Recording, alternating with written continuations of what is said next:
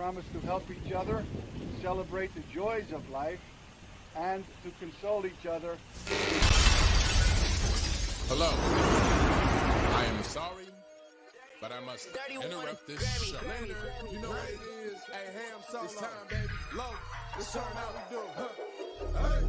They said, we said, we hit. They said, we said, we on. They said, we said, we strong. They said, we said, we go. We say that you heard right. We say that you heard right. We say that you heard right. We say that you heard right. They said, we said, we in. They said, we said, we on. They said, we said, strong. They said, we said, go. We say that you heard right. We say that you heard right. We say that you heard right. We say that you heard right. I swear that it's imminent. I've been going so hard on my penmanship. About to go in and buy me a wheel. And I pull that shit fresh off the dealership. I can leave you in red like an Xbox. Got me laughing at you like you red fox. Got you chasing Hot Wheels like a matchbox. EA running the game and it don't stop. Super cold like I'm playing for Blizzard. Cut you all in my sights like Red Dead Redemption. Never gonna slip on my pimpin'. Better get out my way, bitch, I'm on a mission. Really ain't no competition. I'm steady grilling opposition. I'm get up and ready to win. They can play it how they play, but fuck what you say. I'm getting this money today. Last of us like a dying breed. Down the ride like a noble steed. Fatality moves, I make it bleed. That's on any game, that's on any screen. Shut up and give me your money. They said we so lit. Even if I take an L, we coming back just to show that we don't quit. They said, we said we hit. They said, we said we on. They said, we said we strong. They said, we said go. Last of Us like a dying breed. Down the ride like a noble steed. I love that. But anyways, what's cracking, everybody? Welcome to another episode of BullSittin with me, Matt Likes Games, Mental 9R. Cozy might be showing up here in a little bit. Loke, he's seen the showcase, and bro is down horrendous right now. Bro got a fever and everything, man. He got a fever of 103. He's hot blooded. But anyways, bro is down though. Like real talk, dude is sick. And he's said he is like heavily medicated and didn't and wasn't able to get to the show, but he set up everything that we have here today. So he made sure that we were good to go. We were set. We were happy.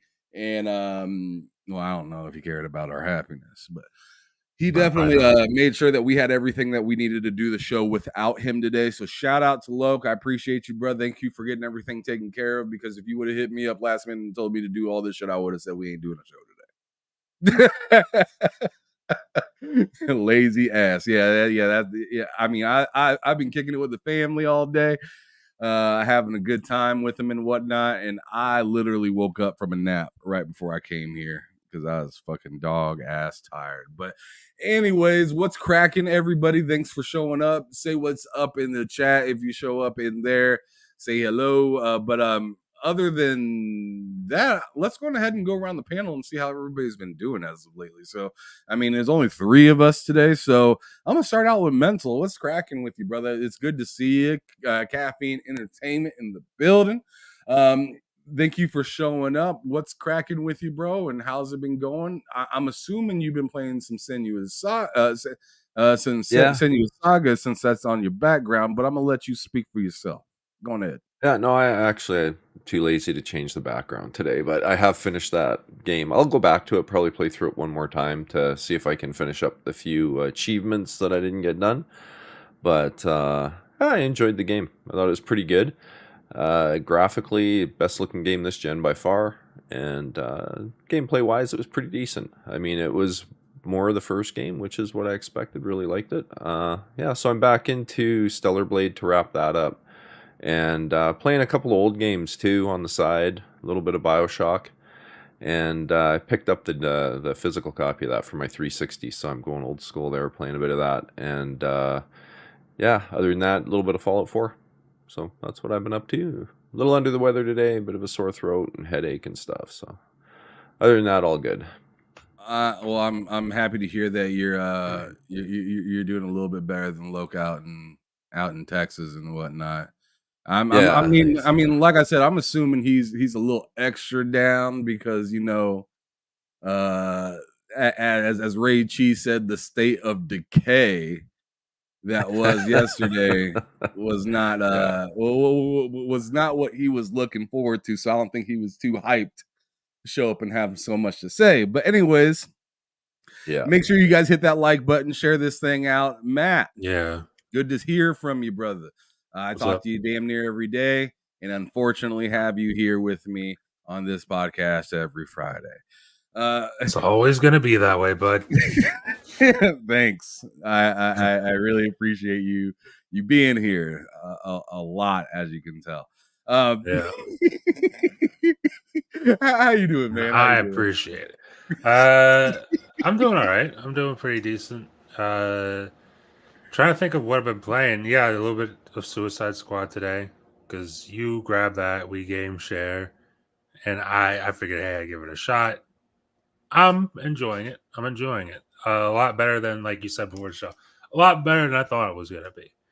So that's good to see. NBA was pretty much all the time. I beat Hellblade 2. In fact, we all have now. We've all beat Hellblade 2 at this point. That was really good. Really enjoyed that. There was a game I need to start. Oh, System Shock. I never played System Shock, and I just got it on console, so I need to start that and play it. But I played a little bit of it, and Yeah, so that's you copped pretty that awesome. you copped that like a week ago or so. Yes, I did, and I played like probably the first 30 minutes just to make a video real quick, and it's really cool. Like it's really cool. So So I'm not somebody that is very privy of System Shock. I don't even know what it is. Is it like a boomer shooter or immersive like sim. what? It's like an immersive sim. It's like the thing that started. BioShock was inspired by System Shock.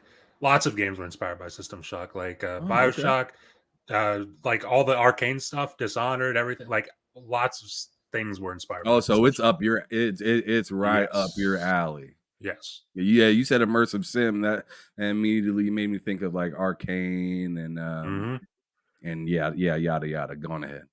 I'm hyped to get more into that, but like general games and stuff. Like right now, I'm just kind of messing around on X Defiant, but Call of Duty stuff like that. Just a bunch of stuff, a whole bunch of stuff. But been good. All right, cool. So very much been playing a lot of similar things myself. Since we game share, I've been playing some of this right here that you see. I've also been playing some The Order 1886 on my PS5. I've also been checking out still on a little bit of Immortals of Avium, getting close to the finish, the end of that game. Yeah. Let's see, is there anything else? I mean, I feel like I'm missing something. I'm totally missing something. Hypercharge, Hypercharge Unboxed. Oh yeah. Me and you actually played that a little bit last night, Matt. Yes. And you can definitely tell it's an indie game. Matt, I want you to talk about it real quick. Tell me your experience with Hyperchange Unbox. So to Ham's comment of you can tell it's an indie game, the first, I don't know, how long was that? Maybe 10, 15 minutes? Just trying to get into a game. Ham was trying to start a session and his game crashed like 7 times. So that was interesting.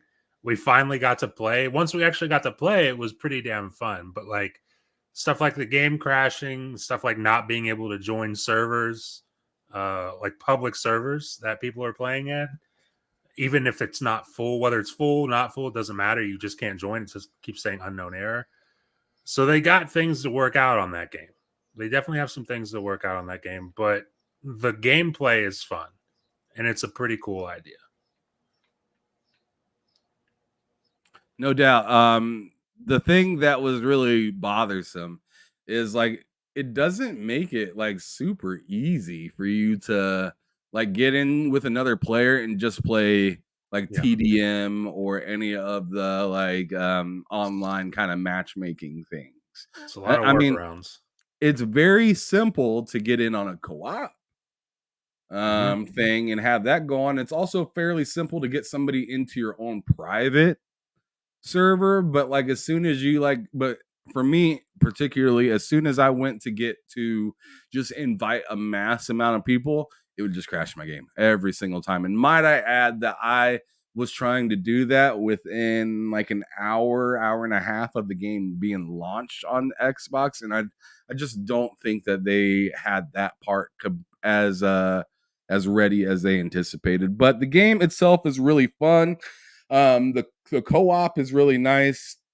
I like how people can be in your squad even after you kind of start off like a single like not a single, but like just me and Matt were in the party or in the lobby. And then as soon as we started the game, we ended up teaming up with two other people for each of the levels, and we ended up having to do like waves of like 5 waves in which we had to just keep things like keep our bases like safe or whatnot, or keep them from destroying the bases. And at the 5th wave, there was like always usually kind of something special. Like I remember Matt at the beginning. I mean, at the end of the first level that we did, he was like, "Oh shit, these motherfuckers are suicide bombers." like they had suicide bombing planes that were just falling on top of us. And then in the next one on the 5th on the 5th wave, we ended up going versus like a mega robot thing, a mega robot toy type thing, and it was pretty cool. Yeah. It was pretty cool. I like the game, but it definitely has that indie kind of feel. I could tell if the game had like much more money added to it and just like some more things like situated server wise and easier accessibility when it came to like when it comes to like playing with randos with your own friends and stuff like that. I think the game would be like really lit. It just really needs to just fix a couple things to be like dope as fuck. But anyways, continuing on, Ray Cheese says, yeah, he said the State of Decay, and then he also says, I want to thank Sony Pictures for making State of Decay live action. Damn. All right, and then G Maybe, what's cracking? He's in the chat saying, Logue, you are a real one for setting things up.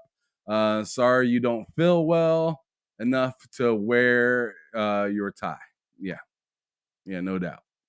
But anyways, we wanted to talk about we wanted to kind of glaze over yesterday's state of play because we don't want to spend too much time on it. I'm not going to break down every single game that happened there, but we're definitely going to talk about the things that were the extreme highs and the extreme lows of that showcase that happened yesterday. And if I pull up the screen that's next to me here, we have IGN had article saying Sony State of Play May 2024, everything announced. And I guess I'll go on ahead and announce everything, but I'm definitely not going to show off everything. So the things that were announced, and it's funny, they kind of got this, they put Astrobot in first, even though Concord was announced first. But Astrobot was definitely the coolest thing they're showing. But Concord, God of War Ragnarok coming to PC. Wildly that they announced that literally right after saying that they're not going to do day and date. They're gonna make you wait. Yeah, they're gonna expect PC players to go to PlayStation, which is you gotta wait. Better buy that PS5. Yeah, that's something. Oh, I have one, but but Monster Hunter Wilds was shown. Dynasty Warrior Origin, Infinity Nikki. Ballad of the Ballad of Antara, Behemoth, Alien Rogue in Incursion, or is that right? Incursion. Yeah, I'm probably saying that wrong. Incursion, Marvel Rivals, Where Winds Meet, Until Dawn Remastered.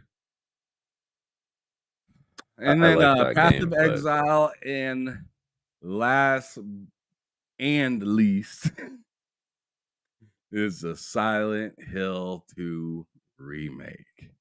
All right, so I'm gonna go to you first, Mental. What was your thoughts about yesterday's Underwhelming. showcase? One word. Underwhelming.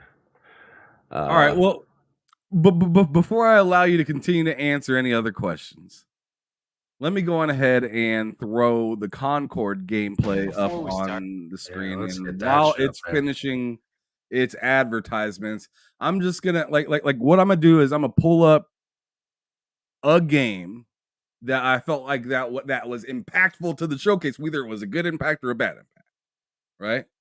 And I want you to go on ahead and just speak your piece on that. So first up, we got Concord.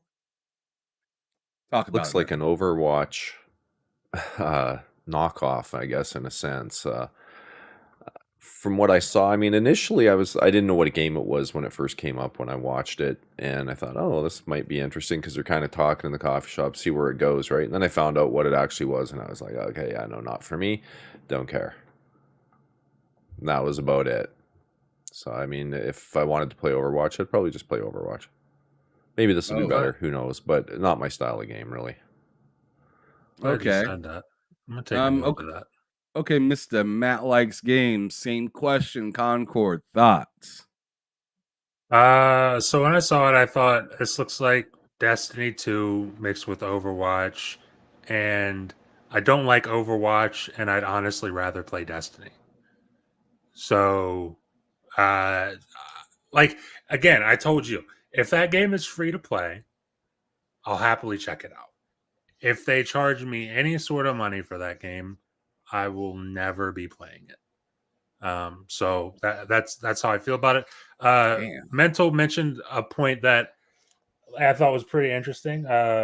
He said he'd rather play Overwatch if he wanted to do that, and that's what I said last night. Where it was like, I feel like Sony, not just Sony, but like in particular the industry, like they try to clone other games. They try very hard to clone other games to match Yeah. the success and everything, and it's like, especially in Sony's case, speaking of Overwatch in this game, it's like, if you're going to give me an Overwatch, like you have to be better than Overwatch, like significantly better, like better to the point that Overwatch players are like, wow, why are we playing Overwatch? We could play your game. And that so far to this point, not just with Overwatch, but so far to this point, that hasn't happened with like Fortnite. It hasn't happened with Warzone. It hasn't happened. I guess you could throw Overwatch in there. It hasn't happened with a lot of games. So it's like, I look at this and I'm just like, what you're doing with this is kind of, in a way, free advertisement for Overwatch. It's like, well, here's this really cool idea for a game, but there's a game that already exists that does it better and has years and years of content under its belt. You can go play that as well. So I don't know why you would copycat in that sense. Okay. Me personally. So so my thoughts on Concord. You guys seen the gameplay here. I'm gonna go on ahead and throw and restart it, hit the loop on it, so it just keeps running for a minute while I get through my thoughts. But I looked at the game and like I was like excited when I initially seen it, because I was like, oh yeah, this game looks clean. It definitely has kind of that Sony template of like clean looking game, and like I like that, right? Like that's not a bad thing. It had a pretty interesting CGI piece of the trailer where they were talking, or where they were in the restaurant and talking and whatnot, and I thought that little moment was kind of neat. I thought it was kind of neat. And then after they did that whole part, then they went into the gameplay, and in the energy for me, for whatever reason, it just didn't carry over. The Sure. energy, that excitement that I had from seeing the CGI trailer, I thought it was gonna, like, the way they were setting it up, it made me feel like, hey, this might be something that I'm just like going into levels with homies and knocking shit out and trying to like escape cities, like with their stuff. That was like what I was hoping for and thinking is like maybe we're going around to different planets and like extracting, but like taking something from them that it's like near and dear to them for whatever purpose. That wasn't the case at all. That wasn't the case at all. When they went to the gameplay, I was like, huh? So this is like I didn't expect to get that Overwatch feeling. So then I ended up looking at it and I was like, all right, this is starting to look a little bit like Overwatch. This is starting to look a little bit like Destiny as well. But it's just like just kind of a pieced together game from what it seems like to me. Also, a little bit of Guardians of the Galaxy with the whole cinematics and CGI and everything like that. Like Yeah. I got that feeling from it as well. But it's just like once they went to the actual play of the game and hey, I could sit here and tell you I don't like it and whatnot, and then turn around when the game actually comes out and be like, "Hey, this is actually better than I thought it was." Happened with me with several other games, right? It happened with me actually with the game that we were talking about recently with Suicide Squads. It happened with me with what's that other game? Marvel's Guardian of the Galaxy a couple That years game's back, fucking incredible. right? And I ended up blaming it on just flat out just bad advertising. Oh yeah, that Like I specifically feel like Suicide Squad, I felt like they over advertised the money that they were trying to make off of it. Didn't focus on the gameplay that much, and we're where we're at. And then Guardians of the Galaxy, it was just like it felt like they were showing off all the wrong scenes, and it wasn't that enticing. And yeah, it just didn't hit right. So the advertising for those games were bad. On this one, I'm just like, I feel like it's different. Like I feel like it's the reason I'm feeling like maybe this is bad is because because it doesn't feel original. It doesn't feel original. Yeah. It feels kind of like they're chasing a dream and trying to like figure out a way to make some money off of it. And I it just doesn't excite me that much. I mean, this can come out and be something hot and interesting, but like one thing that Matt said that I wanted to kind of stand on is he was talking about, oh man, I don't know if I want to, pay for this game. And that's kind of where I'm at with it, right? Especially seeing that, like, isn't Overwatch 2 free to play? yes, It is. It is. Like, if this game costs money and Overwatch is already free to play, it just like I can't I would never pay $40 to play that. They're running No. into that same wall that Battlefield did, right? Battlefield, they charged full price for 2042, and They then you charge got going up against $70 for Battlefield. Yeah. They're out of their fucking exactly. mind. It was insane with no campaign, nothing, and then there you have Warzone over there for free. Go play that. And You know, I think a lot of people forget one of the things that they were campaigning hard for in Battlefield 2042, which we never hear about anymore, is like the Forge. Remember how much they were talking about? Oh, the Forge.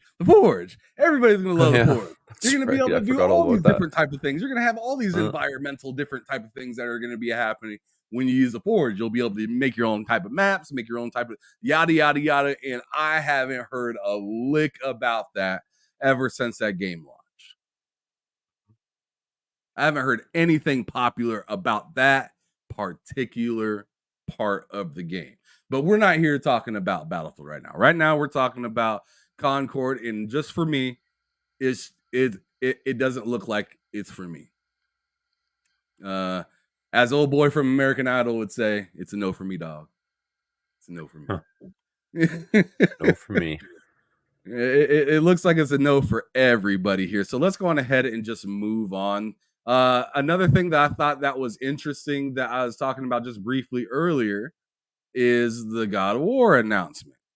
And Whether I'm muting that. So Scared me. anyway, so God of War coming to PC. Just the day prior, we heard Herman Hulst and his co-CEO talk about PlayStation. And Herman Hulse in particular said that they're still going to stand on the idea um of not putting day and date releases for single player games onto PC because they're anticipating and like I'm sorry, I got just a little bit of acid reflux. They're anticipating people buying PlayStation 5s to play sequels of games. But I then find it ironic that they got God of War here, and I know it's a little over a year since God of War came out, right? So they're still on par with what they were saying, but it's just like if they were willing to wait for Ragnarok right now, they were willing to wait for Ghost of Tsushima, Spider-Man 1 and 2, and Miles Morales, and then also just all the PlayStation single player games, right? If they're willing to wait for that now, what makes you think in the future that they aren't going to be willing to wait? And keep in mind, some of these were new IPs for Sony. Like Ghost of Tsushima was a new IP for Sony for when it went to PS4. People didn't just screw my PC, I'm gonna go buy a PS4. Or when they made the director's cut for it, they didn't say, oh man, I better go get a PS5. They just kept waiting. What are your thoughts? I'm going back to you again, Mental. What are your thoughts on God of War going to PC, especially in lieu of what Herman Hulse just got done saying the day prior? I think his strategy is delusional. It's like you say, no one's running out. Like PC gamers are a different breed. No one's gonna run out to buy a PlayStation because they played a game that was previously on PlayStation. Now there's a sequel coming out. It's just not gonna happen. PC gamers don't care. Like I think Sony's just completely out of touch with the PC side of the world. They have no clue. It's like similarly with God of War, again, they're releasing it on PC, great, but it requires a PSN account. I can tell you right now that's going to impact sales. It's stupid. It's a dumb move. It's a single player game. Why do you need a PSN account? I know people that I flat out refuse. They only buy things on Steam or GOG, and they won't buy Ubisoft games. They won't buy Epic games. They won't buy anything else because they don't want to have more accounts. That's it. And here they are forcing you to get a PSN account right away. I know people that won't buy this game. It's done just because of that. Mm-hmm. Oh, you're on mute, buddy. Sorry about that. I know Matt was talking about Alan Wake and how people didn't even want to get it on Epic. They were just exactly. And that is wild. That people are stubborn, man. Yeah. Yeah. I mean, sorry, I just finished my thought there. Like, flat out, like, I don't know. I mean, I've been gaming on PC for a long time. I'm old, haha, whatever. I don't know anybody that has gone out to buy a console ever because of exclusive game. I don't. If they game on PC, they game on PC. They don't care about what consoles have. There's no FOMO in that world. There's so many games releasing on PC all the time. They don't care. Who cares? I don't care. I have the consoles, but I don't care. If there's a game that's going to come on PC that I think will be better on PC, I'll wait. And I'll wait even longer because it's going to end up in the cheap bin pretty quick because sales won't meet their expectations. Mm-hmm. I don't know. I'm stubborn. A lot of games that came out on PC, the Sony games and stuff, some of which I'd played already, but I just waited till they were in the cheap bin. I'd sooner pay $20 for it. And they're missing out on that day one release, all the marketing effort, all the hype. It's all gone. Like God of War, there's no hype for God of War. I don't know anybody of my PC friends that are like, oh man, God of War's coming. They don't care. It's old news.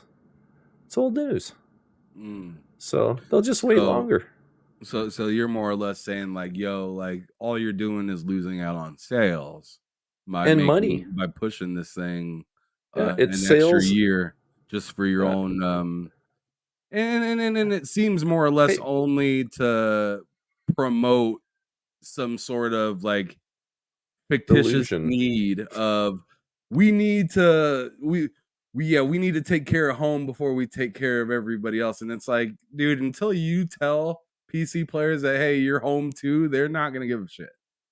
Yeah, well, this is it, right? And they can't charge, like, I don't know anybody that wants to pay full price for an old game, because that's what it is. It's a year-old game, or the year-plus old game, and what are they going to charge for it? You're going to try and charge full price? I don't know anyone that will pay that. Not for an old game, because then no matter how you look at it, it's an old game at this point. It's not new anymore. It's old. So, No doubt. anyway, I've said my piece. Before I go over to Matt with a similar question, I'm gonna get through some of these chats. And the first ones I'm gonna read is the super chats, of course, because you guys put your hard-earned money here on TSWS Gaming, and I appreciate that. So Sir X Man with the $2 super chat says, Loke couldn't be here for the PlayStation smoke. No, he could not. Loke couldn't deal with the smoke. You're right. He didn't want to deal with it at all.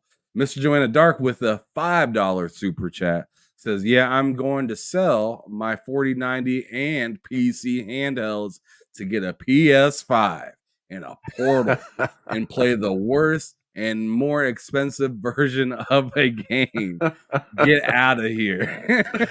Here, but no doubt. Dark No ain't, doubt. he ain't with it. He is not with it. But just to catch up on some of the other chats that people had that I thought were pretty notable, RJ put, people are giving Sony State of Play a 7 out of 10 with most games shown are multi-platform. I assume Xbox Showcase will get a 10 out of 10. Right? I see Yeah, what we'll you're see, doing. right? I see There what was you're a- doing, RJ. 6. There was a chat 6. earlier. Just shout out to, I think it was G Maybe, when we were talking about Concord. He said it's more like Underwatch, and I thought that was hilarious. Yeah, I seen you laughing as soon as he wrote that in there.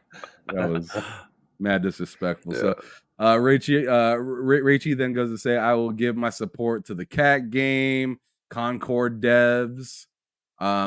Say, so how generic do you want the game to be? And Sony just says yes. Just generic. And then as you said, Matt, more like Underwatch from G Maybe. G Maybe also says, I love how they gave credit to other genres for inspiration, but not the actual game that it was based on. Interesting. So he's talking about when the devs were talking. He also continues to say they mentioned fighting games and RTS titles. Raichi goes on to say, Concord, Mercenary, we are free, but the game is not. There's a price, and it's 70. Dude, if that game's $70, Sony's smoking crack. They are smoking crack. I really don't think it's gonna be $70. It can't be. I think it's It gonna just be. can't. I think it's gonna be 40 or 50, and in my opinion, that's still too much. Way too much. But I think they're gonna want to put it next to like a Helldivers, right?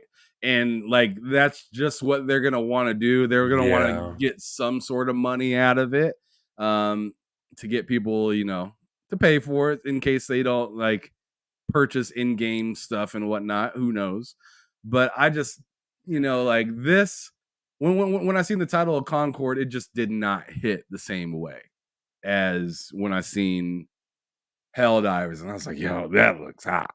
Like explosions, like just things going on, a lot of crazy bugs and shit like that. Like, it looked way better.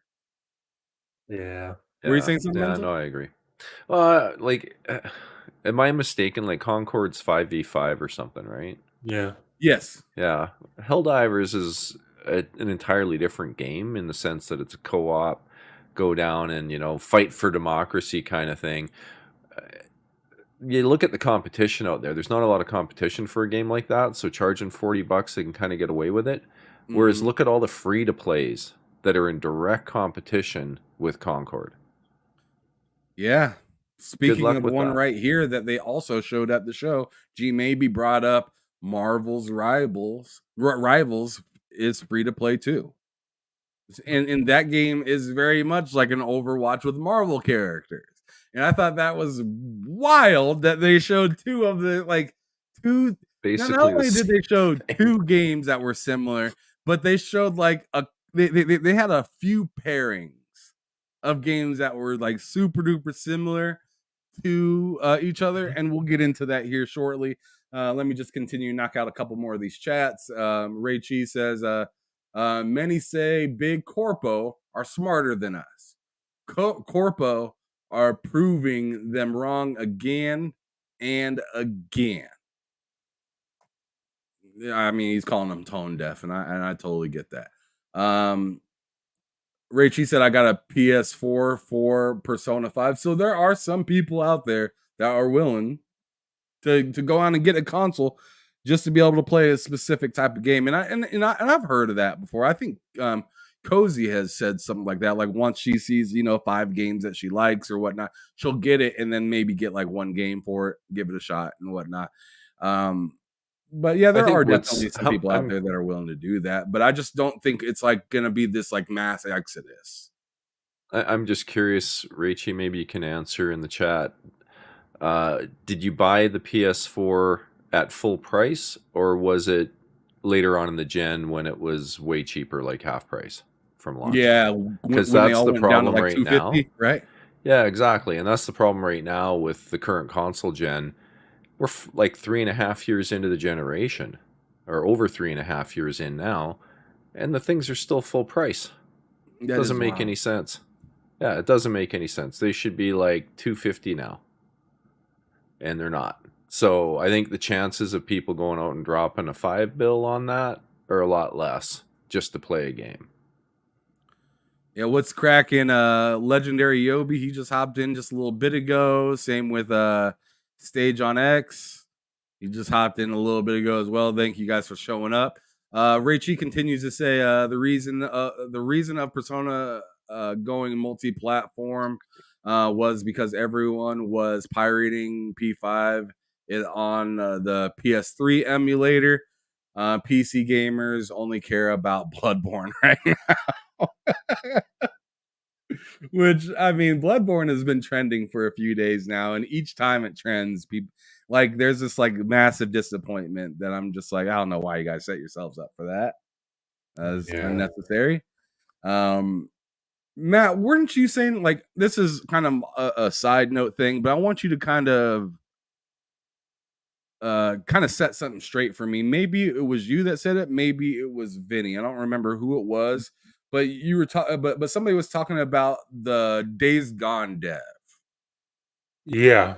Was that Oh, you? the Days Gone. Like one of the leads on Days Gone was let's see if I can find that. But essentially, he was basically If you can saying find like, that, please put it on the screen. yeah, for sure. What's that guy's name? I think his name's Jeff Ross, I believe. Oh, actually found it right here. Let's see. Yeah, share it, please. Present your screen. Here we go. Jeff Ross says, a lot of people still ask me if there will ever be a Days Gone sequel. So I submit this poster as evidence it will never happen. Sony higher-ups like Herman Hulst were never fans, so you won't hear about it at the PlayStation State of Play today or ever. I don't know if this is official art for PlayStation. I don't think it is. I think this is fan-made.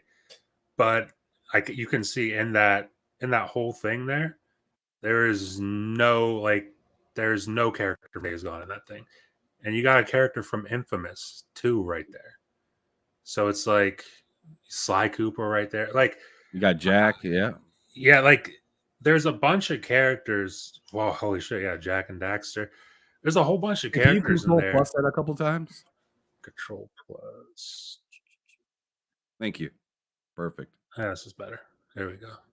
But yeah, there's a bunch of characters in there where it's just like, I mean, when's the last time we got a Jack and Daxter game? Like, when's the last time we got it? I mean, Infamous was like a PS4 launch title, and we haven't seen it since. So it's like, meanwhile, I know like you didn't care for Days Gone, really. I know a lot of people didn't, quite frankly. I didn't like it at all. But I really loved it. I feel like it launched pretty terribly. Had a lot of issues at launch. But I mean, if you were gonna play it now, it would be like an awesome time to play it. But like, I don't know. It stinks. It stinks. I can see his frustration though. I can definitely see his frustration. And he is an ex dev at um Sony Bend. I don't know where he's at now. Let me see. Uh, he might be at a different place, but he was a game director at Sony Bend. Siphon Filter, Dark Watch, Resistance Retribution, Uncharted, Golden Abyss, Days Gone. So yeah, he's had some experience, and he's not very happy about never getting a Days Gone sequel.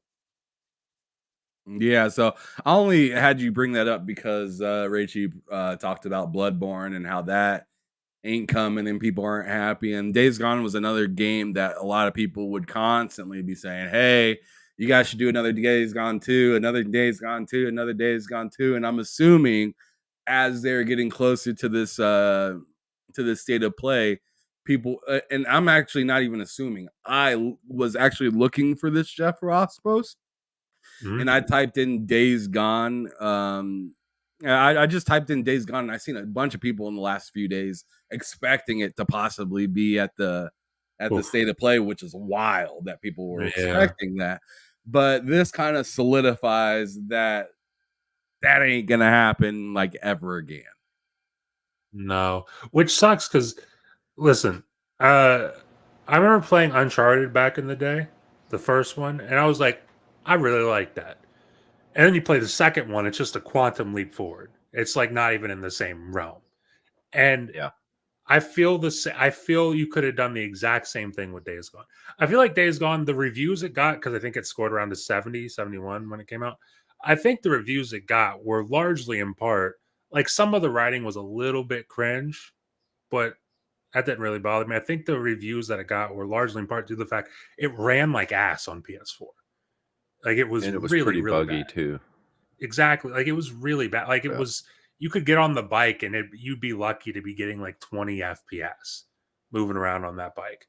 And I was playing on a PS4 Pro. So it's like, I don't know what was going on at launch with that game, but it was not good. But it's like over time, patches and everything, plus the way it is now on a PS5 or God forbid a PC, like that Played great game on PC. Yeah, it's really great now. So it's like, I feel like they could have done something really, really special. Like Uncharted 2 kind of special with a Days Gone sequel. But we'll never know. Yep, fuck it. It's gone. It is. Mr. Joanna Dark says Concord should be free to play. Shout out to Sir X Man because he says hit that like and share, everyone. Let's go. I did your turn. Yeah, please listen to the brother. Hit that like button, share this out, let people know that we are live doing our thing. Ray Chi says Helldivers is multiplayer immersive sim. And then Mr. Joanna Dark with the $2 super chat says Concord looks like the Tubi version of Guardians, which is mad disrespectful.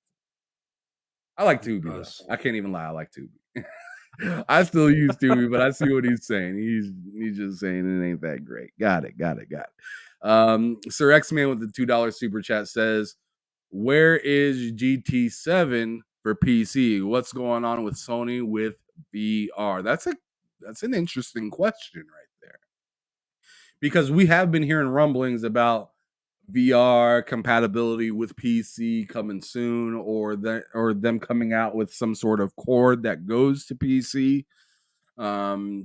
to help kind integrate of a hardware it into adapter or something. Yeah, right. Some sort of adapter to get it to function properly on a PC. I'm really interested to see how that's going to be. If it's going to be super duper closed off, if it's going to only work with a few games on Steam, if it won't work on Steam at all, and they're waiting for the PlayStation launcher to come up, so it only works on there. I tell you what, if it's only available to be worked on a PlayStation launcher, I'm still not buying. Because that stinks. That's way too garbage to have on something like that, on a product like that. I I want to be able to Gotta play work with whatever everything. I want, however I want, whenever I want, and that's the whole point of Exactly. PC gaming, right? Is to play however you want, Exactly. whenever you want, whatever, and to be able to be in full control of your thing. If this comes out and it's just, I mean, we'll get into that here in a little bit. That's a totally separate topic. I appreciate you, Sir X-Man, for bringing that up because I do want to talk about that.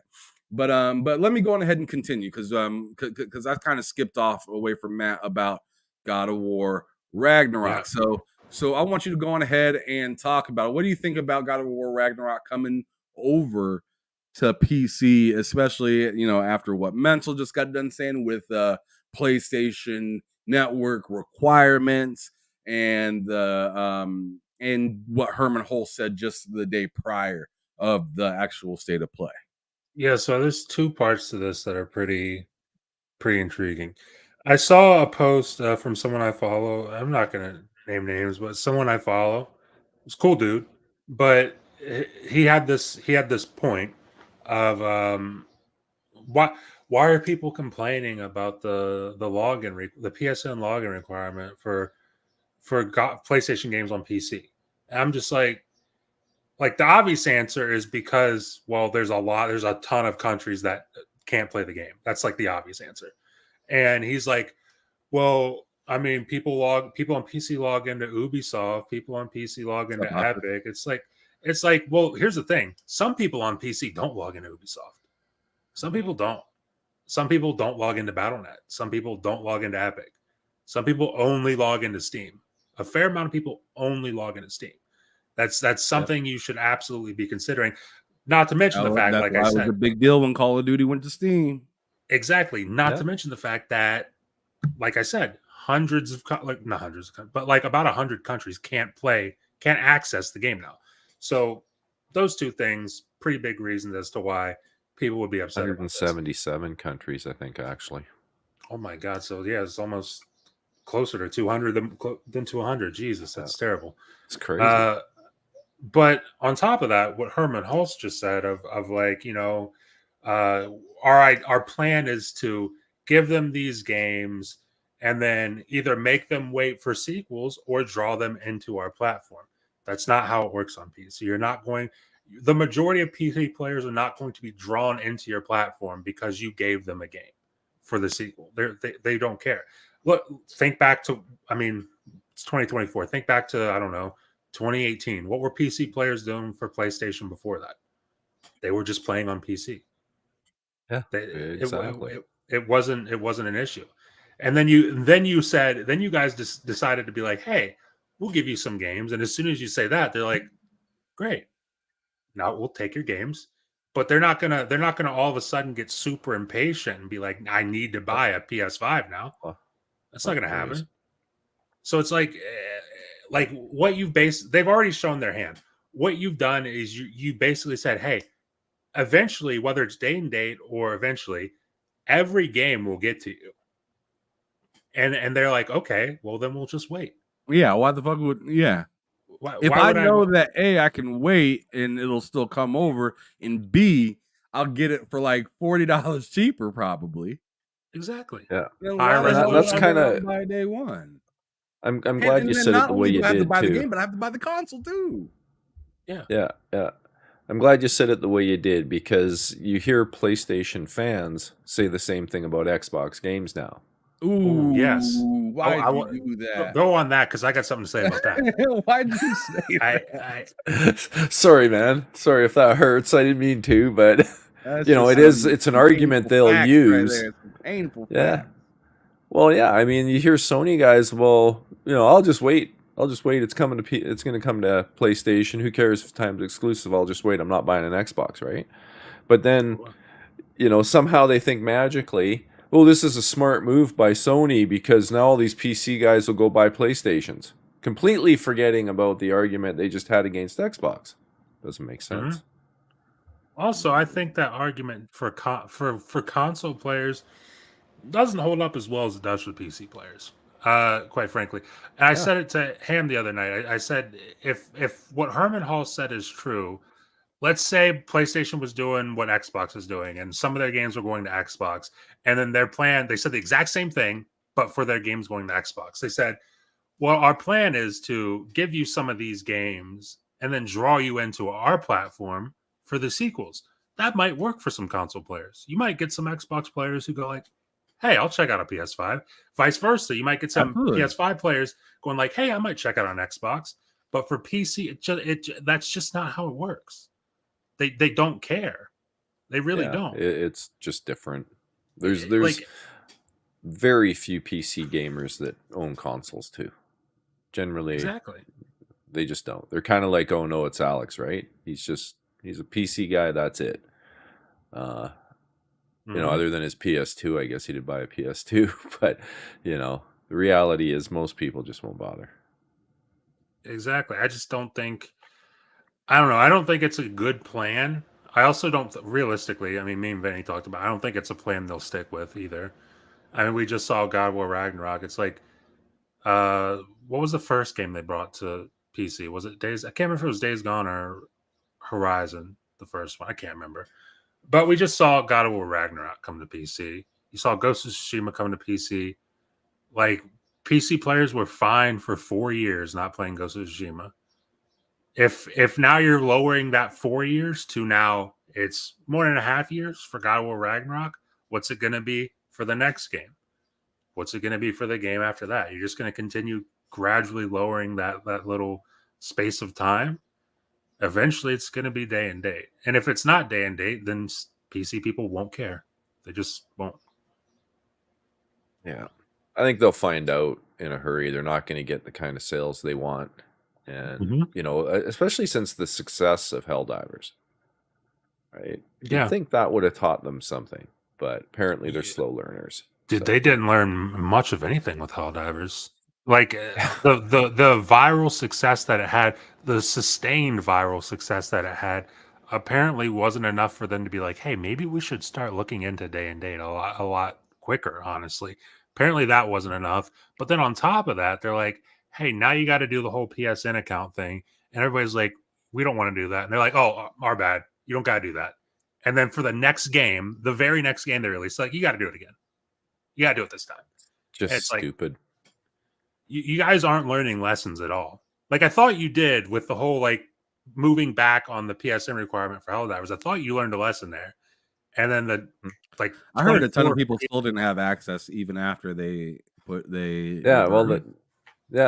left those 177 countries out of the mix still. Yep. Even though they reversed it, they never brought the game back and relisted it in those countries. Yeah. It's insane.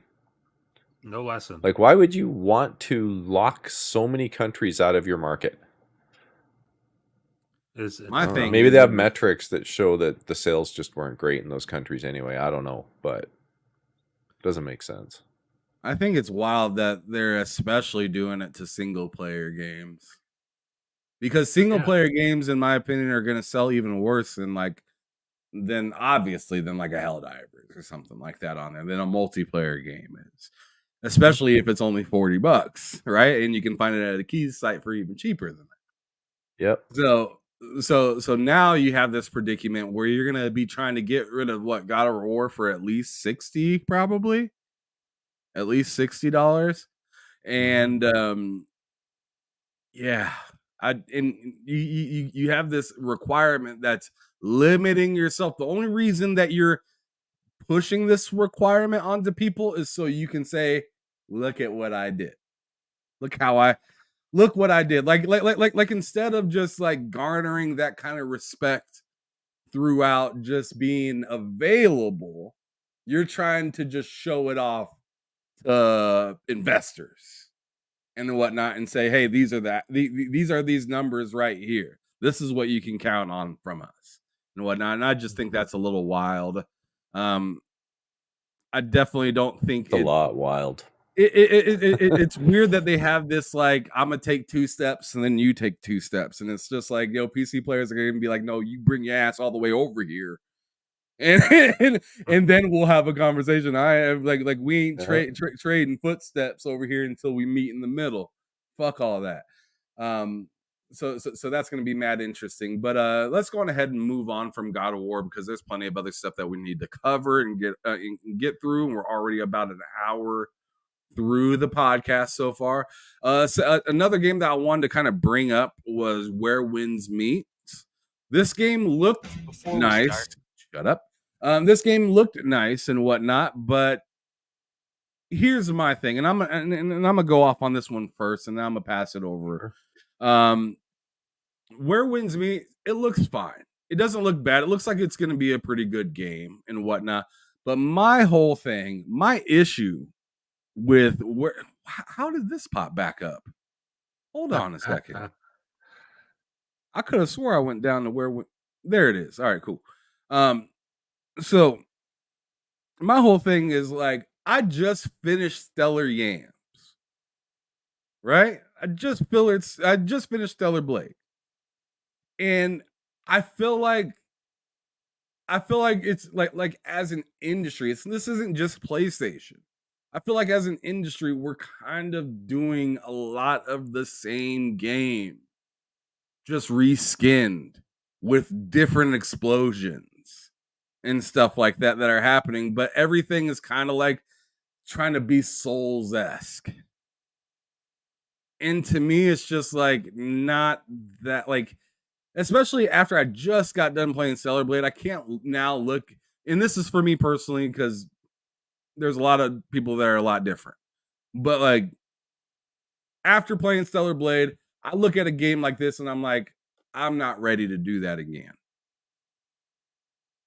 Like, that was fun, that was cool, but I'm not trying to play the same similar type of game back to back to back. And then on top of it, I know the Elden Ring DLC is going to be coming out soon, so it's like I like I'm more or less looking at a lot of these games as if I do play them, I'm gonna play them when they're on sale.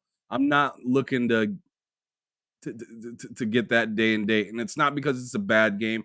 It's just because I am exhausted from playing these kind of games. But let me go on ahead and go over to Mental. What is your thoughts when you seen Where Winds Meet? Yeah. It looks very pretty.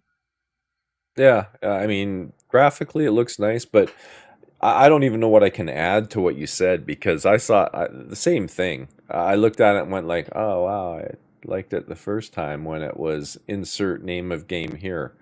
It just looks like a rehash of all the same stuff, Like, I don't know.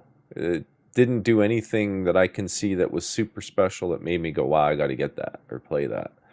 Now, maybe I'll change my mind as more comes out on it, and, maybe the reviews are amazing and it's a must play. But, to me, it just, exactly what you said, it just looks like another one of those games that looks pretty and does kind of just the same thing as everything else with, different graphics. So, I don't know. We'll see. Yeah, like I said, it's a pretty damn looking game, and I'm sure it's a good game. But I'm not ready to exactly like you said, like insert title, insert name of game here, same type of game, maybe a little bit different visuals, but still parry, block, counter, special move, and it's just I'm all set. Like I just got done doing a ton of that in Stellar in Blade, in not hell not or I mean in Hellblade, but I'm more or less talking about Stellar Blade. Stellar Blade. Yeah, I said Stellar Blade, but yeah. Okay, my bad, but my I mean, bad. both the games, right? I mean, no doubt. A lot of that. Both games have a lot of parry, dodge, strike, special move, yada yada. Oh yeah. Insert game name here. Kind of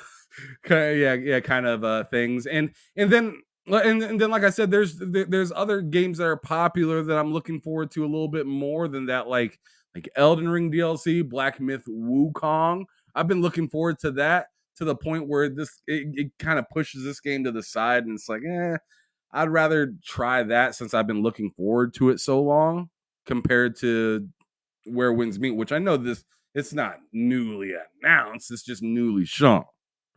But I'm just all set. How about yourself, Matt? I know, and see what's funny about Matt is he's the one that bought Stellar Blade. As he said earlier, we game share on both PlayStation and Xbox, and even Steam. We game share, or not really Steam. He more or less shares it with me. I don't share shit with him. I don't really have very many Steam games, but yeah, we're sharing on that. And I beat Stellar Blade, and I'm like, Matt, when are you gonna play Stellar Blade? And he's like, yo, I just not in the mood for it. I'm like, yo, you bought it. Like, I beat it and you bought it. I was like, what's the deal? Like, do you wish you wouldn't have bought the game? And he's like, he gave me one of those kind of answers where he's like, kinda. A little bit. What do you feel about Where Winds Meet? So, Matt. Feel like I'm probably not gonna play it for the same reason I'm not rushing to play Stellar Blade, and the same reason I didn't buy Rise of the Ronin. Like I forgot about Rise of the Ronin. Man, they you are could- doing Yeah, I the mean- same shit. Yeah, you could have told me that this was a trailer for Rise of the Ronin. I'd be like, okay, like, all right, I don't remember this much fire from the first trailer, but okay, makes exactly. sense. Makes Yeah. perfect sense. I can see it, but like, He said Rise of the Ronin got a PS5 update. right. That's kind of what it looks like, and it's just like Looks a lot better than Rise of the Ronin. I don't love Souls games in general. Like the outlier to that was Elden Ring. That was an anomaly. I don't love Souls games. And I've tried. Ham knows. I got the whole Dark Souls collection. I tried them all. I've gave them all a fair shot. Bloodborne, tried it. Bloodborne's really cool. The aesthetic and everything is really awesome. Tried it. I just can't get into it. I really can't get into it, no matter how hard I try. So when I see games like this, they show me these crazy over the top battles. There's like a giant. I saw in this trailer. It's like a giant fucking fish trying to flop all over you and shit. It's like I don't got time for it. I just don't. Ain't got time for that, right? Like I'm even looking like I do want to try out the Elden Ring DLC just because I love Elden Ring so much. But I'm even looking at that like I don't know if I'm gonna grab that immediately. Just because I don't like I'm just not I don't know. I don't love that genre like that. I don't know. We'll see. But especially for a game like this, I'm just not. No thanks. No thanks. Yeah, and like I said, this isn't just PlayStation on this one, even though Yeah. it seems to be they happen to be Yeah. the main offender of this in this particular situation. Mhm. There has just been a wild influx of Souls-like games and things that are trying to compete or be somewhat like an Elden Ring or a Dark Souls kind of game. And yeah, I'm very much like Matt. I'm not a Souls guy. So seeing this, like I can, get down with one for a little while, but after I get done with that one, I am winded. I'm like, I need something else. I need something else, and I don't really like and I'll come back to one of these types of games again when it's on a sale or something like that. But yeah, let's go on ahead and move on. Where Winds Meet, it looks like a good game. I recommend getting it if I recommend getting it if this is your jam. If those kind of games are your jam, that looks like a good ass game. I personally am just need a siesta from that genre for a little bit. Nothing wrong with it. Just that's just me. All right. Let's see. There was another game. I want to see. Maybe I should talk about this. God damn. Whether you I hate that. I really hate it. I don't care about any of these commercials, and they make sure you hear it. Oh yeah.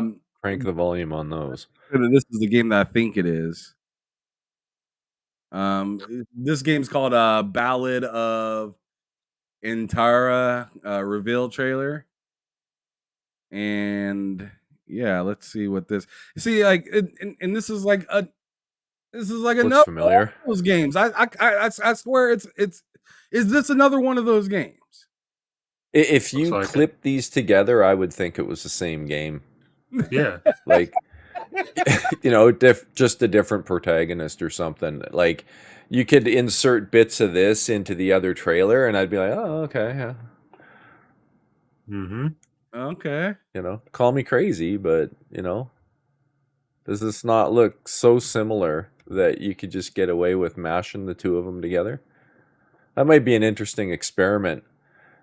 Do some of that and throw it up on Twitter, and you know, talk about how that game looks great, and see if anyone notices it's Everyone's two gonna be different like, they games. have two different protagonists. Yeah. This new Rise Which of the Ronin character are trailer you looks gonna great. play as? This one looks, yeah. I mean, there you go. I mean, it's like that was Yeah. like, It's the same thing. come on, Yep. man. Like we just seen this animation right here in the last game. Oh yeah. Where they jump up way high and the effects and everything Mhm. slow down, and then he slams down. It's like exactly what Mental said. Insert game title here.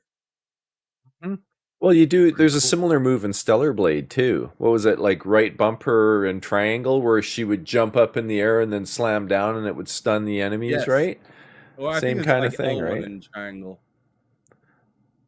There's an L1 move too. I think it's L1 circle that will stun, but it's definitely right bumper triangle. I think where it does like the red sort of electricity effect. Oh, you're talking about the super move. Yeah, yeah, Okay, yeah. Because there's two yeah. different There's ones. like There's the the like beta mini move. super move, and then there's like the big like showstopper move. I think Yeah, you're talking yeah, about the big showstopper one where she like pops up in the air and like does yeah. some sort of flip and then Slams. dives down with a sword or something like that. Yeah, Is that yeah. right? That's the one I'm talking about. Yeah. Yeah, man. Nah. That's why that's why I am winded with these titles. Is just because they just feel too goddamn similar. And I'm really surprised that they set up the showcase like that. Because if you look at the list right here, it goes Where Winds Meet straight into Ballad of Antara, which is The the sequel same to Where type Winds of game. Meet. Yeah, which is like Where Winds Meet. And Yeah, it's the so sequel. yeah, Perfect. I'm good. So they have 3 VR games there. I'm not gonna sit here and talk about every single one of them, but I'm gonna ask you guys if any of them kind of grabbed you at all. Keep in mind, these games are also they're not just going to PlayStation VR 2, but they're also going to Oculus as well. And Yeah. that's what was announced, and that's what was announced after after the state of play is pretty much all of these games except Astrobot are gonna be on another platform as well. Um, and that being at least PC, and if not PC, then PC, Xbox, or maybe even Sony and mobile. I think that Infinity game or whatnot, I think is a mobile dash PS4 game, if I'm correct. Also going to PS5, but I'm just saying that in particular. So what'd you guys think of the 3 VR games, Alien, Rogue, what was it, Skydance, Behemoth, and I thought there was a third one. Was there not? Was it just those two? I have no idea.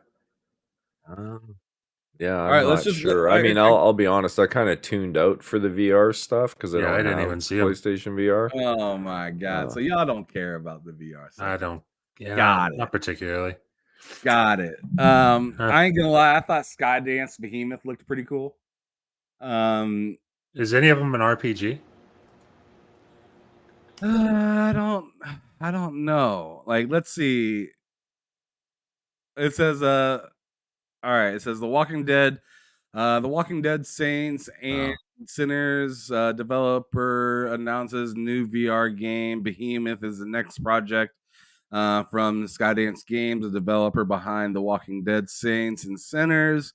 Set in the Forsaken Lands, which is described as once a great civilization that is now just a barren wasteland. Players will endure both the cold and hostile enemies as they uncover the dark secrets hidden there.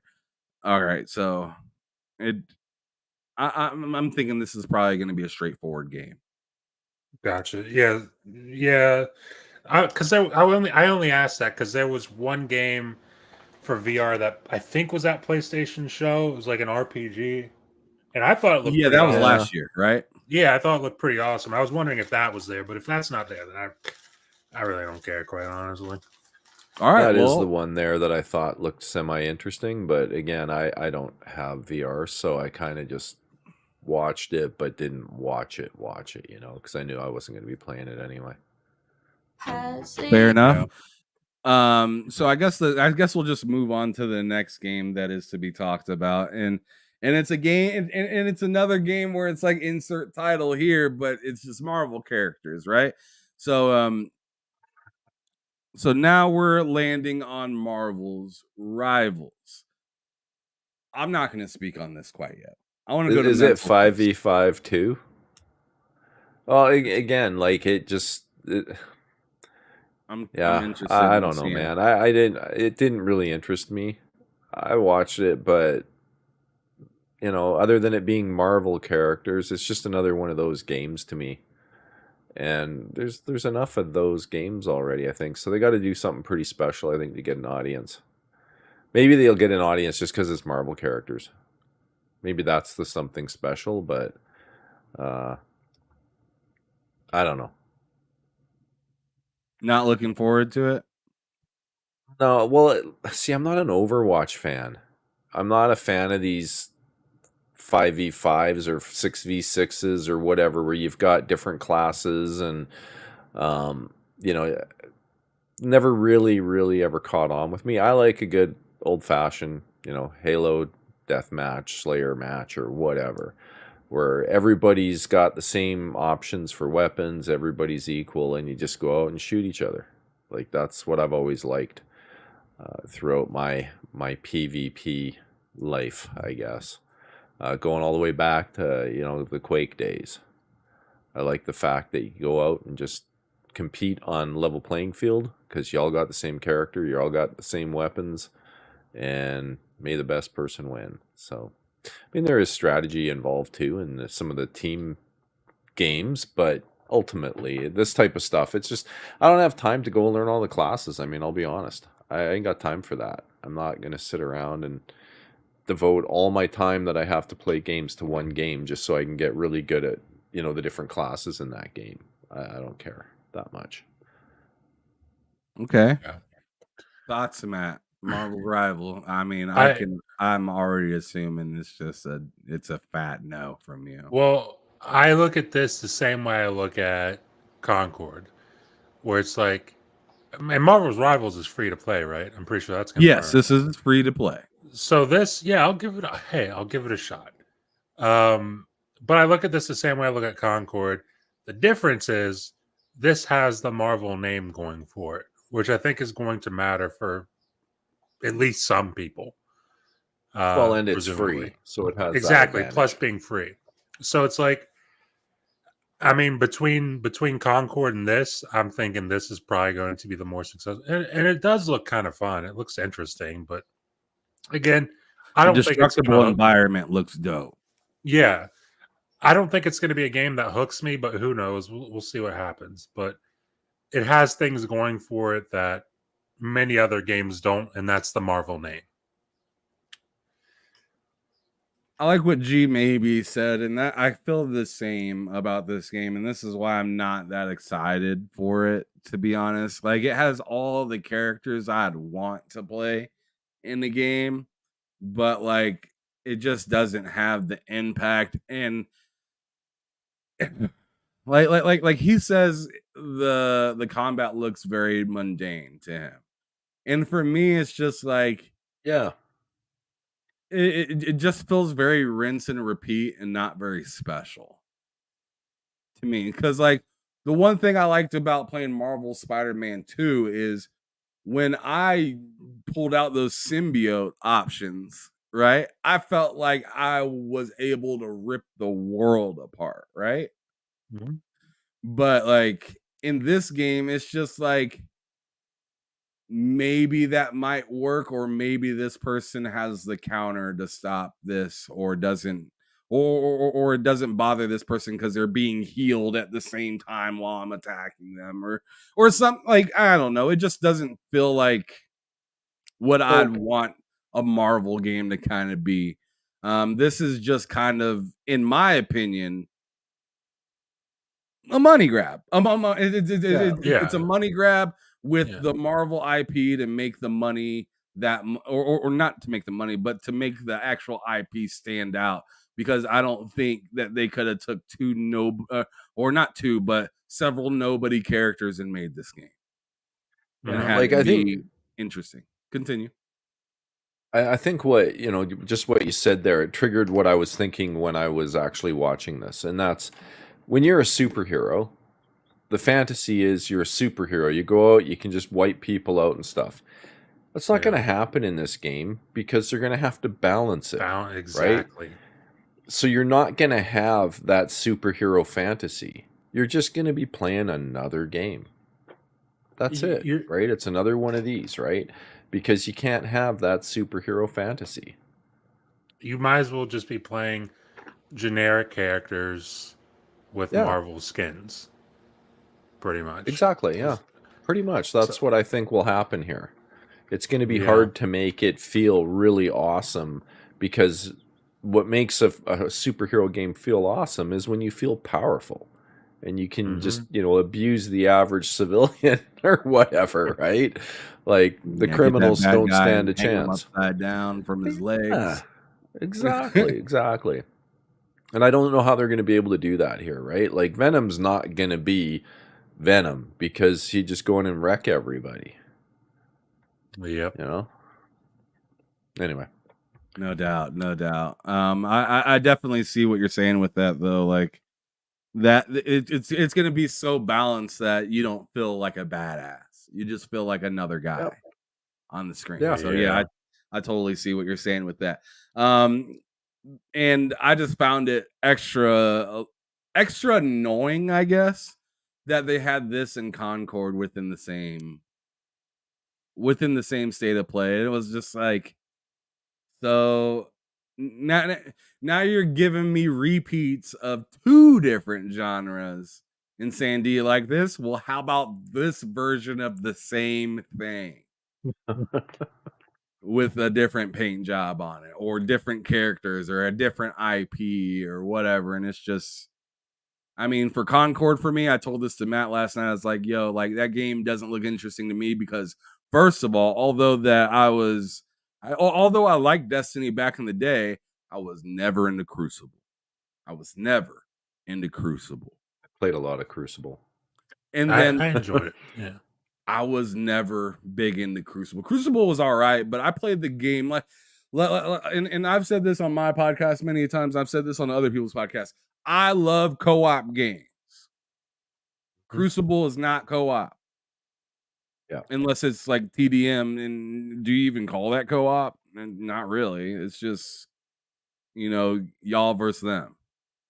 Yeah. The strikes where's that? Right. Strikes. But I played a lot of Crucible because that's what kept me interested in the game, or kept me linked to the game when you'd finished all the content, the PvE stuff. Then I'd, like, at the very least, do the once a month Iron Banner thing and try and get that gear. But they screwed up Crucible so bad. That's why I ended up quitting playing Destiny, because what fun is having a Mercy every single round? Whether you're the on the side that's doing the curb stomping or you're the one getting curb stomped, it gets pretty lame after a while. So I just quit playing. The balancing was so off. It was brutal. But I know people that still play the game, though. I mean, I don't know why, but they still do. Gotcha. Let's go on ahead and move to the last game of this, so we can get out of here with the state of play at least, and move on to something a little bit more or possibly a little bit more interesting. I don't know. But anyways, before we start shit. Anyways, so the next game that I wanted to talk about, to me, was the headliner of the show, and they knew it was the headliner of the show because they made it last there on the show. But I don't know how to feel about Like I'm excited. Like this was the best game hands down at the show, and I want to play it day one. But the only thing that I'm kind of like uncertain about is price. Is because I got the original. I got Astrobot when I bought my PS5, Mhm. and it was marketed as, "Hey, thanks for buying a PS5. Here's a free game." If this is if this is around the same length as that game, I don't know how you get people to buy it for $70. Oh, they'll find a way, bud. Yeah. And They're that's gonna- my first question to you, actually, Mental, is do you think Astrobot is gonna be $70 at launch, or do you think that they're gonna be reasonable with it, seeing that the last game that was on it was the Astrobot, it was free with the And console, of course. I'll say I wouldn't be surprised if it's $70. I mean, I don't know how long the game is. I don't think they really told us anything like that. It looks pretty cool, but I find it difficult to think it's going to be more than like a 5-hour playthrough, something like that. If that, maybe $40 is reasonable for it. I don't know, but I mean, they sold Ratchet and Clank for 70, so Yeah. Yeah, but who Ratchet knows, and right? Clank also didn't sell the most copies, and I feel like $70 had a big reason behind that. Like, Yeah. It was early in I the mean, you look gen at too, some of these right? games, and you're like at least I don't know. I feel like the casual market might look at this game, and although we find it dope because we played the original one that was on the PlayStation 5 when it came out, and we know that this is going to take advantage of the controller and the features that the console have. I still think that a casual market might look at this as like, oh, this is kiddie. I don't know about all that, and that's what I personally thought. Maybe people looked at Ratchet and Clank as like, oh, this is kind of kiddie. It's cool, but like, I don't know about $70 for a kiddie game. Yeah. Well, and the other thing you need to remember, right? Was it a launch title? Ratchet and Clank are very No. close, right? Ratchet It and was Clank came out the It was like following year in 6 July months in or or something. June. Yeah, it was like Okay. 7 months in. 6 or 7 months, yeah. So I mean, you look at that, how many consoles were sold, right? Like that's the thing that you always have to consider with a new generation that is generational, like a game that's locked to that new gen as well. You got to look at the install base, and you got to consider typically you get around a 10% attach rate. So if there's only 5 million PlayStation 5s out there, selling 500,000 copies is about right, give or take. I don't know what the PS5 numbers were at that time, and I don't know what the sales of Ratchet and Clank were, but I know they said it underperformed. It'd be interesting to know what it is now, because probably a lot of people picked it up now that it's cheaper. I mean, I picked it up when it was cheaper, when I got my PS5, played it on my PS5. I'd already played it on PC, because it had been out on PC, and I got it cheap there too. Don't pay full price, but it'd be interesting to know what the sales are on it now, is all I'm saying. I don't know. With this game, though, it's hard to know. All right. Before we move into more thoughts about this game, Matt, I want you to talk about what you think in particular to the conversation that we're having about pricing and whatnot for this game. It'll be $70. I think it'll like. I think Can't it's. say you're wrong. I think it'll be $70. Just given the fact, and Mental said it, the whole thing with Ratchet and Clank. If we're assuming Astrobot is about, we'll give it a big range, 5 to 10 hours, somewhere in the 5 to 10 hour range. If we're assuming that for Astrobot, I mean, they did the exact same thing with Ratchet and Clank. And considering the fact of what Mental just said, of like Ratchet and Clank was limited to a very small player base because It was a couple months into the console generation, and you locked it to the one console. So now we're 4 years into the console generation. It's like you gotta, what are they at? Like 50 something million consoles sold or something? I can't remember where they're at, but they got a decent amount of consoles out there.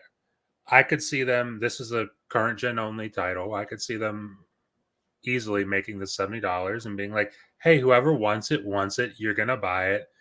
And if you want it on sale, you'll buy it on sale. But eventually you'll probably buy it and you will probably play it. And we're fine with that. I don't see why, like, I don't see them, like, I think for Helldivers 2, it's a little different because it's a multiplayer game. I don't see them taking uh, a key franchise, which Astrobot you could now consider a key franchise for PlayStation. I don't see them taking a key franchise single player game and doing what, for example, Microsoft did with Hellblade, where it's like, yeah, we get it shorter, $50. It'd be cool if they did that. I'd be very surprised. I'd be happy. I'd be pleasantly surprised, but I just don't see them doing it. I think it's $70. Okay. Personally, myself, I don't think it's going to be $70. I disagree with right. you. I think it's going to be 50. I'd hope that it's $50 because if this game is $50, I feel like it's flying off the shelf.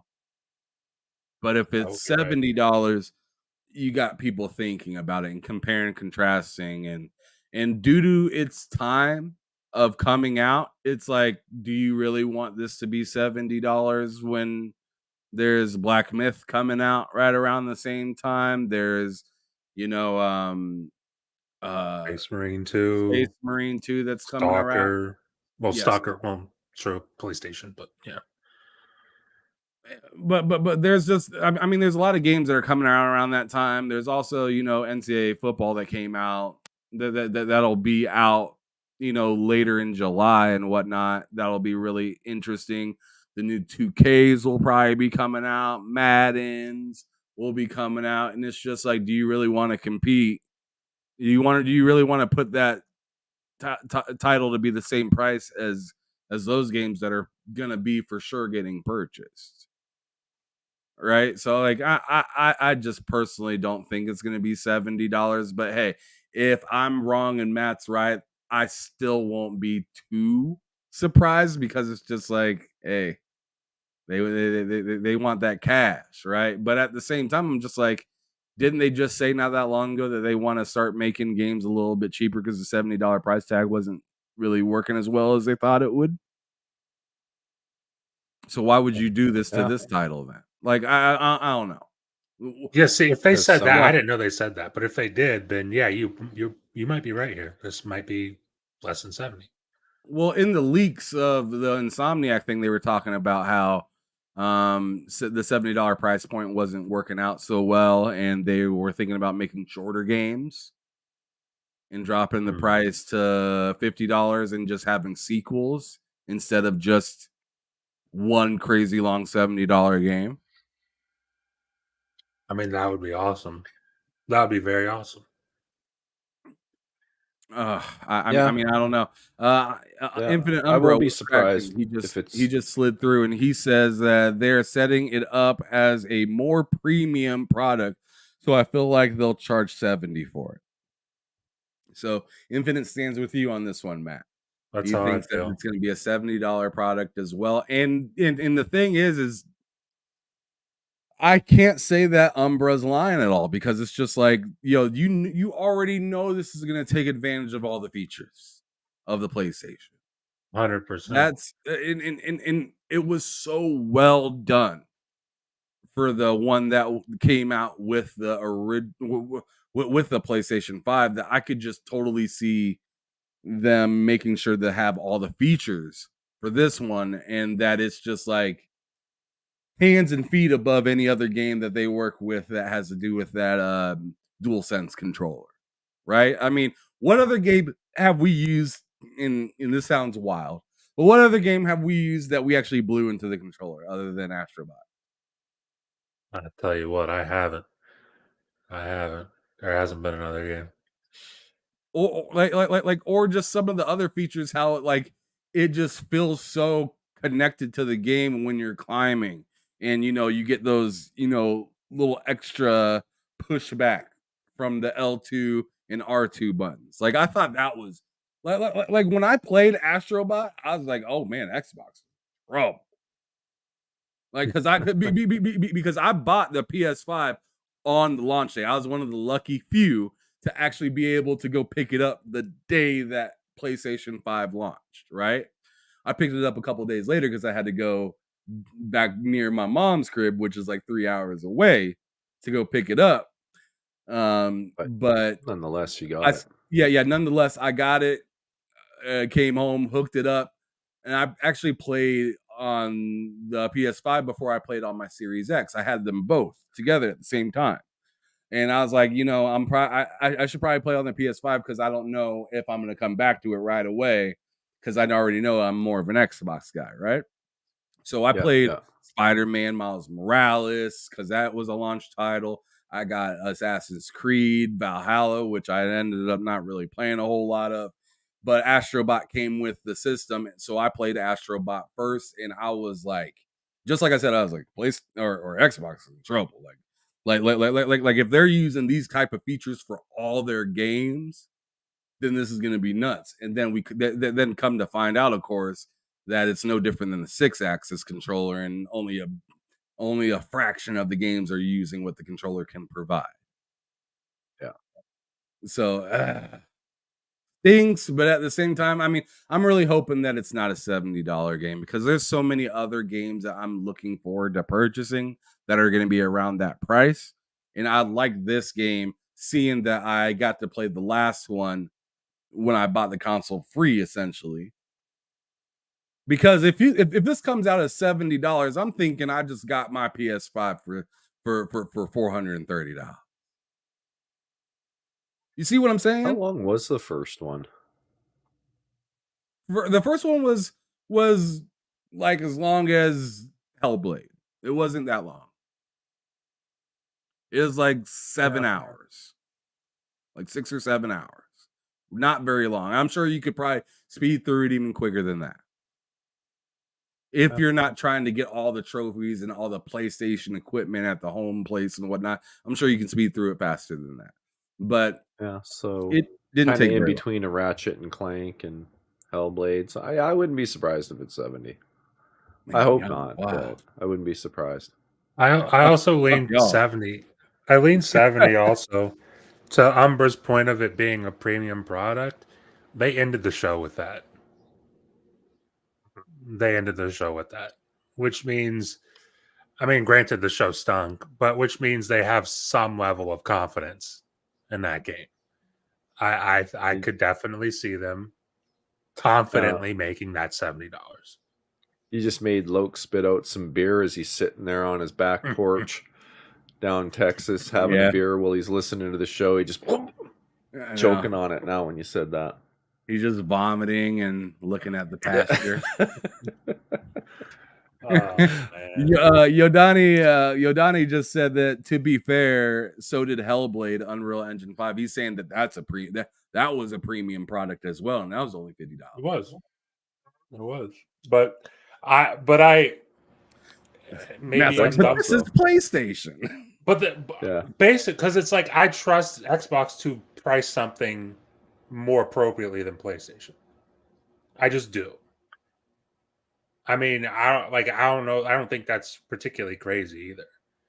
It's not, because Xbox feels the need that they want to get as many players right as possible, right? So they're going to be fair compared to Sony, where they feel like they're the king of the castle, which I mean they kind of are, in a sense. I mean, if you want to argue Switch or Nintendo is the king of the castle, I'm not going to argue with you. because they are undefeated right now, this generation at least. But yeah, I don't know. I still disagree with Mental, Matt, and Umbra, I guess, on this one. I personally think it's going to be like I hope you're right. Title, and it should be a $50 title. $50 is 70 in Canada, so I'll still be right. He said, I'll still be right no matter what. Gotcha.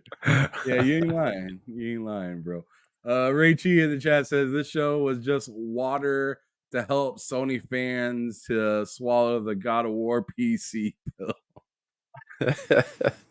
Some rotten water. Some sewage. Some rad. That's some pretty rad water that you're drinking right there. Yeah. But G maybe says, Some how bad Radex. were the canceled games for them not to make this show? I mean, that's an interesting question jeez. because I look Good at point. Concord, right? And I'm just like, y'all canceled factions, but greenlit this? Like, how, like, and keep in mind, the Think it devs makes sense. from Naughty Dog were like, this is the best game that's never launched.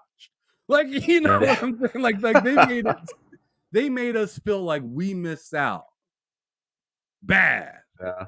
How right? crazy And is that their hands were tied, they were going to prison or something, and they just like, oh, I can't release this. I can't release it. It's just I'm sorry, folks. We ain't got time for that. Sorry, y'all. So good you guys can't handle it. We can't put this out into the public. It's just too good. So yeah, I'm almost concerned about like how much Naughty Dog might have been capping about how good that game was, because it's like if that game was good, people would figure out ways to do in-game purchases in that game if the game was that good. I think that's the problem. Because I refuse to believe that Concord looks like a better product than whatever factions. I just refuse to believe that. I think the issue that they were running into is, oh wait, now we got to monetize this. Now we got to figure out how to consistently monetize this for years and years and years, and they're just like, I don't know how. And I won't cancel it. Nah, I think it's wild. I think that's some bullshit, especially on a game that you know so many people were looking forward to, right? Like nobody was looking forward to Concord. Even after they showed it last year for the first time and showed the jiggling burger, people were just like, this is a live service game, whatever. But they were still stoked about Last of Us all the way up until it got canceled, right? Yeah. As a matter of fact, after the showcase, a lot of people were saying, where is Factions? Where is Factions? Nobody said, I'm dying to see more from Concord. So I mean, I'm really just kind of I'm a bit flabbergasted that they made the decision to cancel Last of Us Factions and continue on with Concord. But as for this game in particular, I want to pause it actually right there on that part that went by. A lot of people are saying that this right here could be the PlayStation 5 Pro. What do you guys think about that? Do you think Astrobot leaked the PS5 Pro, or do you think that this is just like some wild in-game kind of boss type of thing? I tell you what, if this is what the PS5 Pro looks like, that looks pretty dope. Can't lie.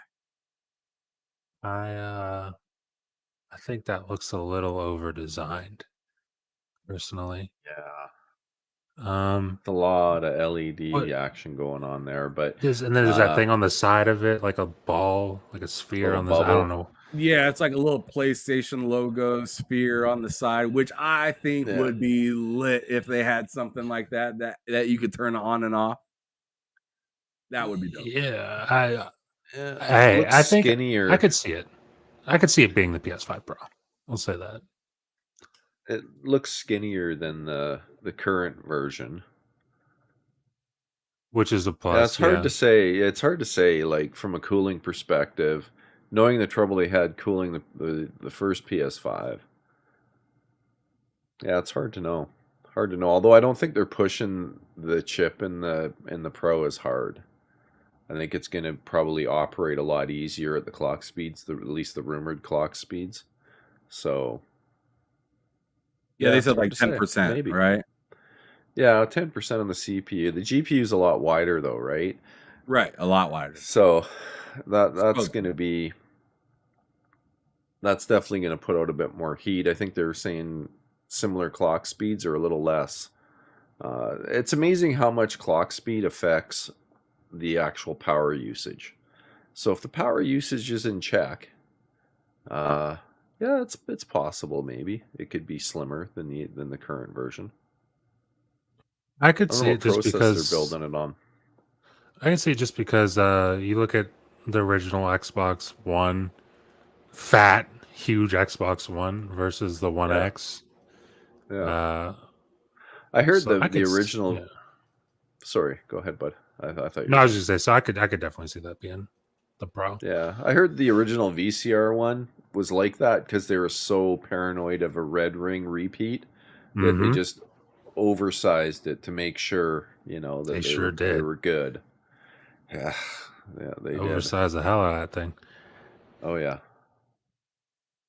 Gotcha. So possibly could be the new PS 5 Pro. Possibly not. I don't know. I think it'd Mm-hmm. be dope if it was. But let's go on ahead and move on to the next topic. We only have a few more topics before we get up out of here. I'd say we got about 20 minutes left.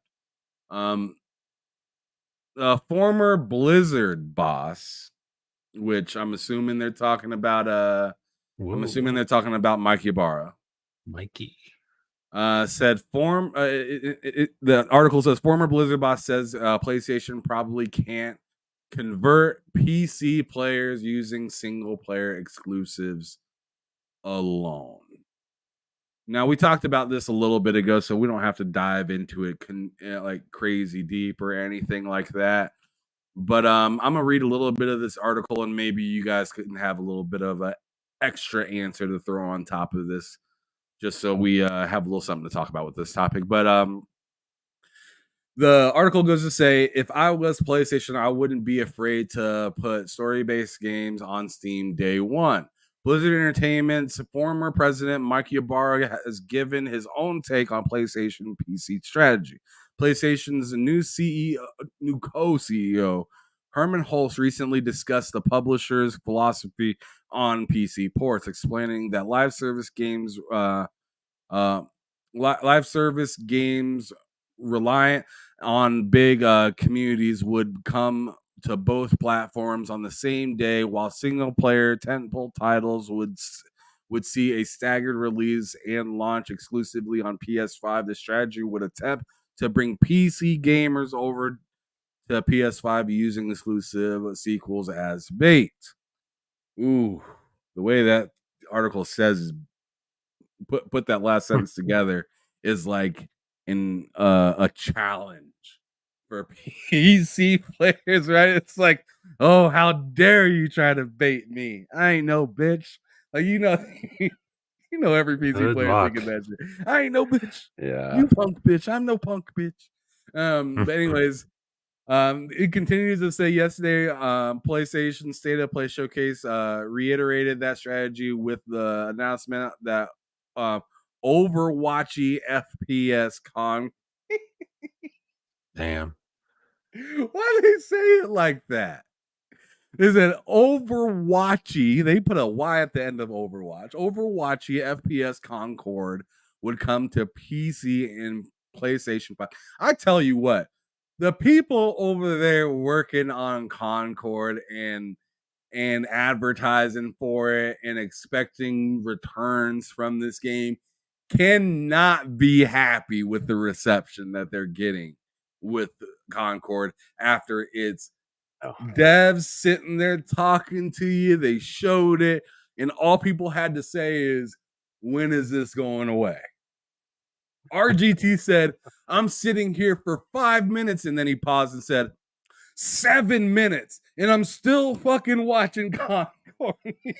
he was not happy about that Yeah. trailer whatsoever. Didn't But he call the whole show trash? I a think that lot was of his people headline did. on his review. But A lot of people called the show trash, and I personally gave it a 4 out of 10 for me personally, because they only showed one whole ass game that I was interested in, and it took 25 minutes to get to it out of a 30-minute showcase. So Yeah. like I gave it a 4 out of 10. But anyways, it says I'll reread the paragraph. It says yesterday PlayStation State of Play showcase reiterated that strategy with the announcement that Overwatchy FPS Concord would come to PC and PlayStation 5 in August, while God of War Ragnarok is migrating to PC 2 years after its console debut.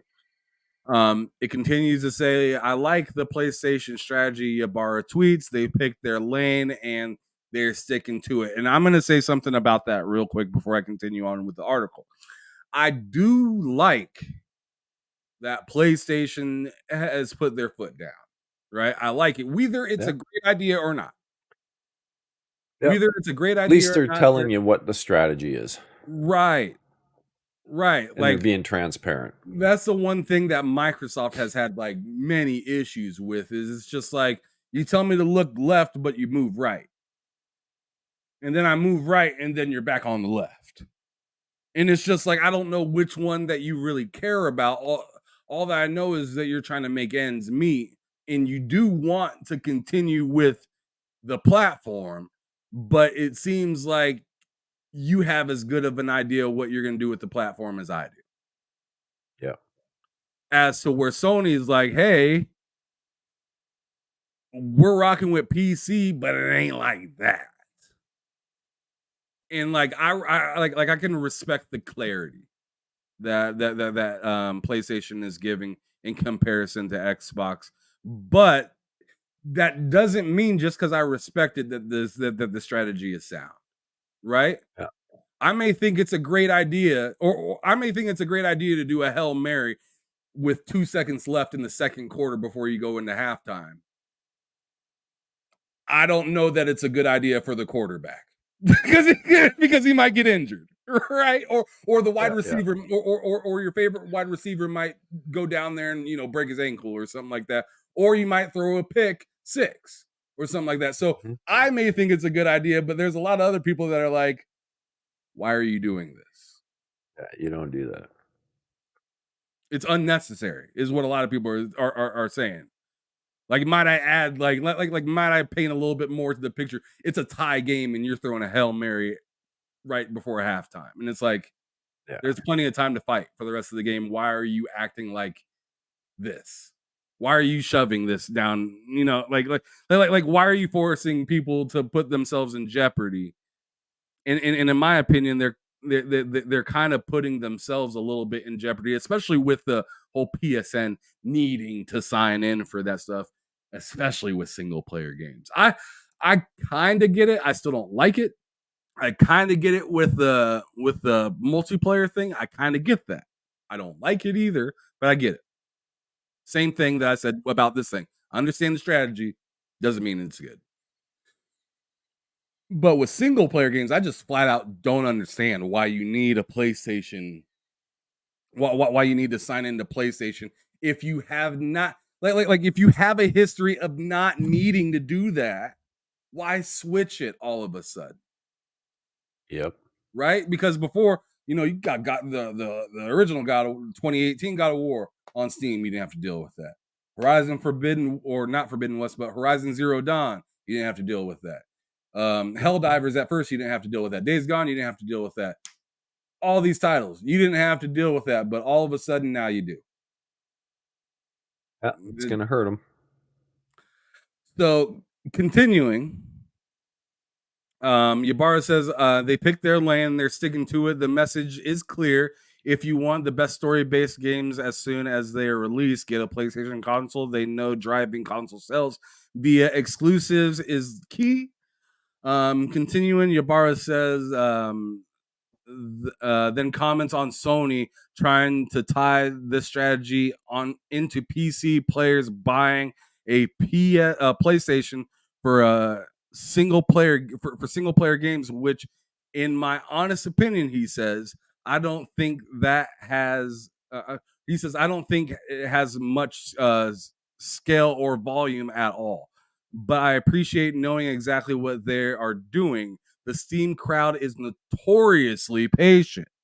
Look no further than the Kingdom Hearts hopefully who waited hopeful who waited 3 years to buy the series PC port because the RPGs weren't on their preferred launcher. Wasn't on their preferred launcher.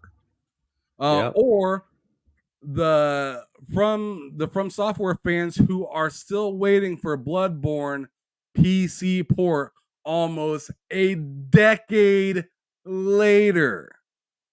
So Ybarra might have a point, the article reads. And to be clear, if I was PlayStation, I wouldn't be afraid to put story-based games on Steam day one, he continued. I don't think that really matters. You can still own the living room and the console market while embracing the PC community. And I wholeheartedly agree with that. Absolutely. And because he's people that ain't gonna move, and you might as well get that dollar from them too. Exactly. Get full price for your game, take advantage of the hype, all the above, and sell more copies than you will years later. And I mean, Ybarra, he's going to know. I mean, he was part of Microsoft when they made that move. He's going to know if there was suddenly a big dip in console sales, which I'm quite confident there wasn't. Their sales trajectory probably remained unchanged because console players, generally speaking, are just a different breed than PC players. That's just the reality. And you're always going to lose, eventually over time, it's not uncommon for a console player to shift to PC, but they typically get rid of their consoles and don't play on console anymore. I had a lot of friends that did that. Once they moved to PC, that was it. They were on PC. Bye-bye console. So I don't know. Whatever. They'll see. I mean, they'll have their own metrics. They'll know what's going on, and just because they have a strategy right now doesn't mean that strategy won't change. Their strategy used to be no games go to PC, right? So, right. Well, we'll see. All right, Matt, I'm going to ask you now, what do you think about what Mike Ybarra had to say, and what was probably one of the more interesting comments that he put out there?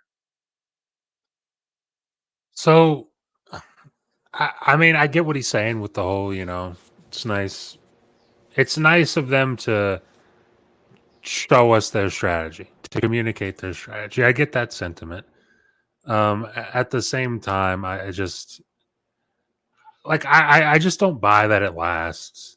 I really don't. I don't buy their strategies, basically what I'm saying. I can see what especially when he's talking about, PC players being patient and everything. They're gonna wait to play your game, whether it comes day one or not. They have no issue waiting. Can be 2 years, can be 3 months, can be 5 years, 10 years, does not matter. They have no issue waiting. So, I mean, he's not wrong. He's not wrong here. And in regards to, I'm saying PlayStation probably can't convert PC players using single player exclusive games. I nailed it. I don't think it's a probably thing though. I just think it's straight up they can't. Pretty plain and simple. If the PC player was inclined to buy a PlayStation, they were going to do that anyway. They already have it. Yeah. Yeah. Or, they're waiting for the price to drop. Maybe their strategy is, and they've done it for generations, they wait till it's half price, and that's when they buy one. But that's their plan all along. It's not going to be because, we're holding out on you for 2 years for this title. That's got nothing to do with it. Vinny in the chat says I give it 2 years. And we were talking about that in the party chat the other day. I agree with him. I think this strategy, I give this strategy 2 years. Give them a solid 2 years on this strategy before they find out that, hey, maybe we misjudged things. Maybe we kind of misjudged a few things. I just think that, first of all, forget the whole PSN requirement thing.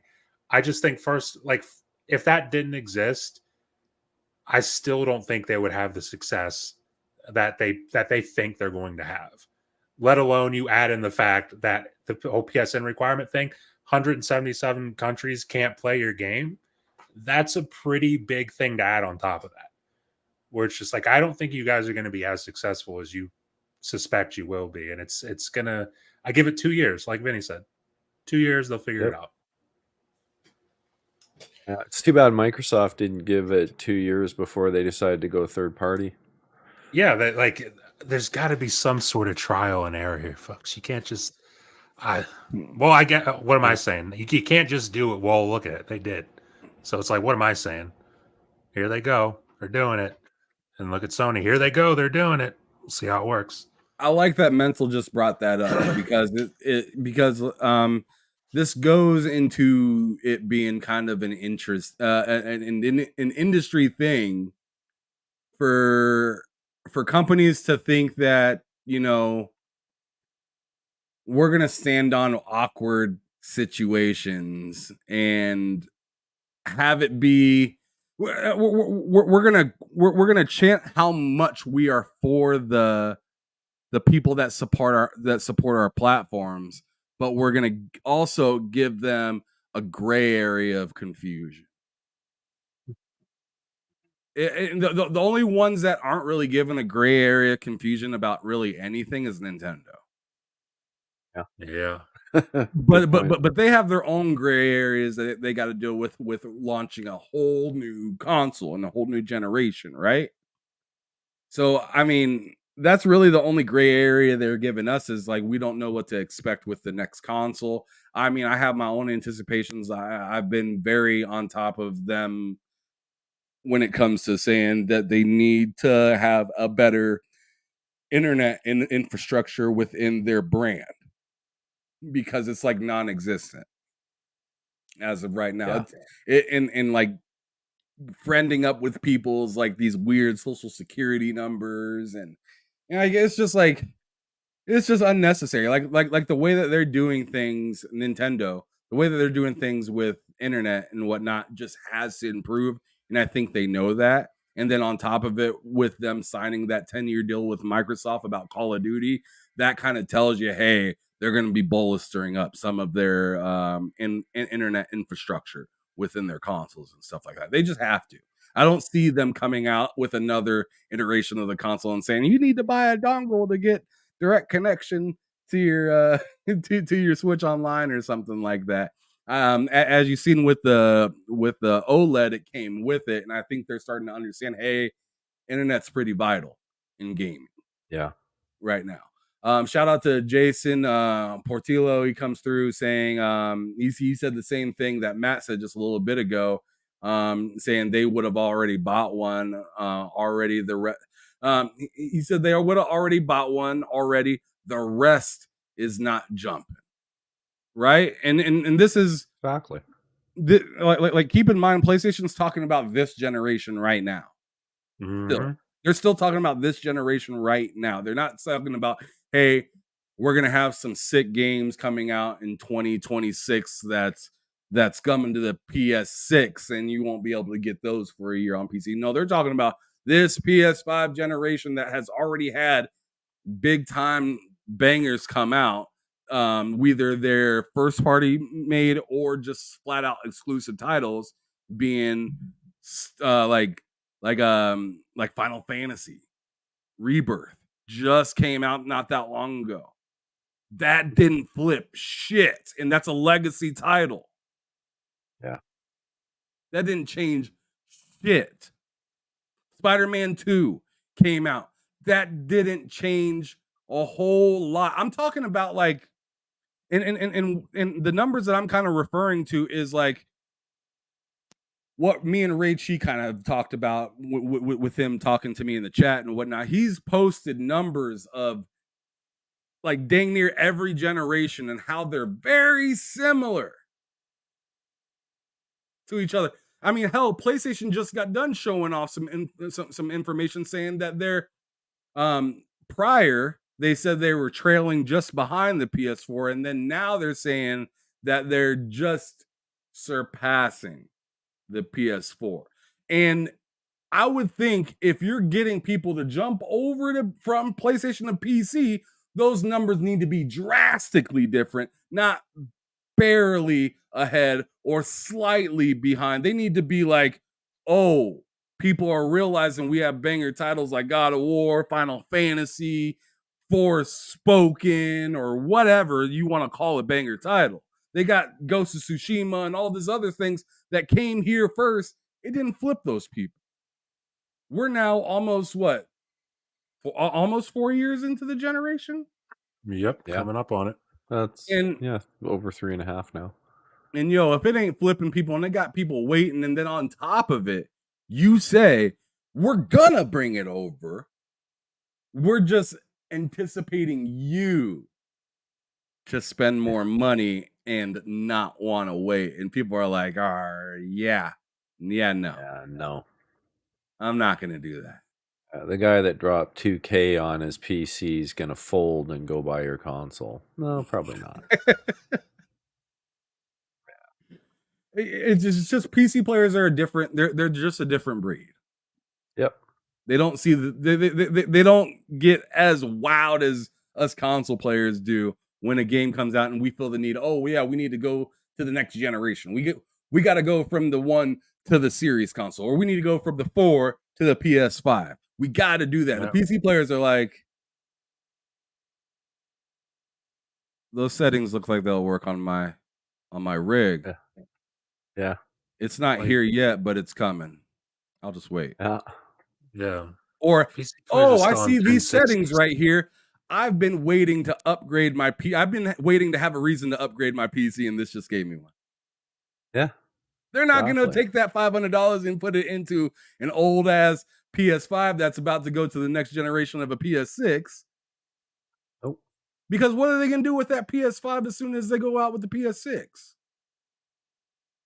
Exactly. Collect dust. Exactly. Yeah, so yeah, no. Yeah, I don't know. Anybody else have anything else that they want to say about this before we move on to the last topic?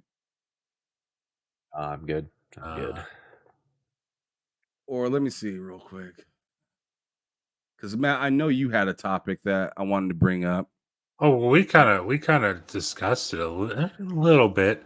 It was the whole Concord like to dislike ratio for Concord versus Astrobot, and the general feeling about Concord. Because like I didn't catch the vibe online of Concord specifically, but it was pretty interesting to see that a lot of people seem to agree that Concord just kind of looked a little bit mid, and the like to dislike ratio showed it, because you could see in that tweet, it says Concord 1.4K likes to 3.1K dislikes, and that was like late last night, I think, when that tweet was tweeted. But yeah, I don't know. I wanted to bring that up because I just thought it was funny that Concord is the game that Sony really, really like. Sony wants you to like all their games, obviously, but they really want you to like Concord because it's going to be a live service.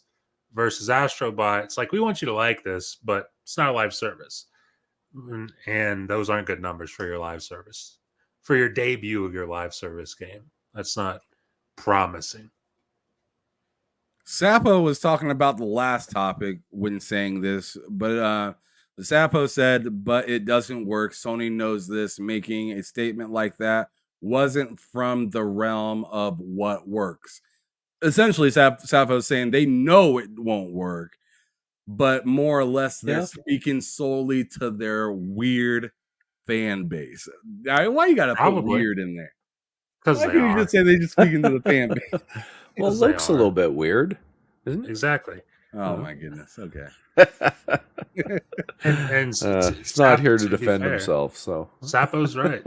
Sapo's 100% right there. I they must know that's not how this works, but they've dug themselves in this hole of like, you've got a fan base that is, granted, not most people are normal. Realistically, most people who are fans of PlayStation, most people who are fans of Xbox, are normal people. It's the people online who get riled up about this stuff.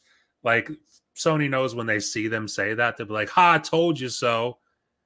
Get wrecked, PC play. It's just like, but they must Greg know Miller. it's not. Yeah, they exactly. They must know that's not how this is going to play out. They got to know that.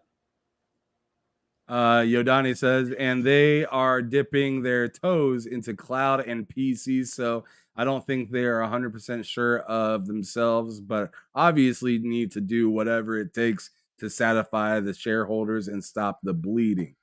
And this is with them having a stranglehold in the console market and being leaders elsewhere. That's an interesting thought.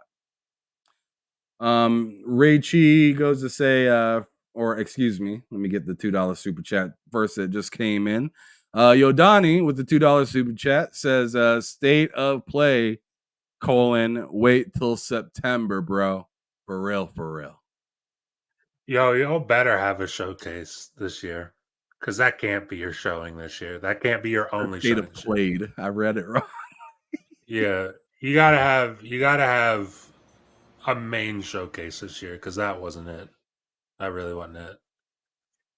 Richie says, for me to get a PS5, it should be 350 Canadian for the disc edition. So he's saying what you were saying earlier, Mental, like lower that fucking price.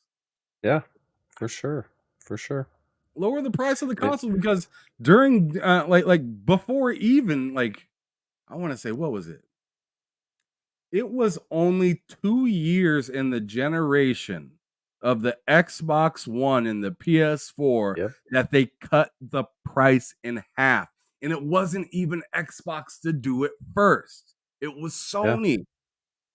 Sony did it and Xbox followed suit on that one and said, oh shit.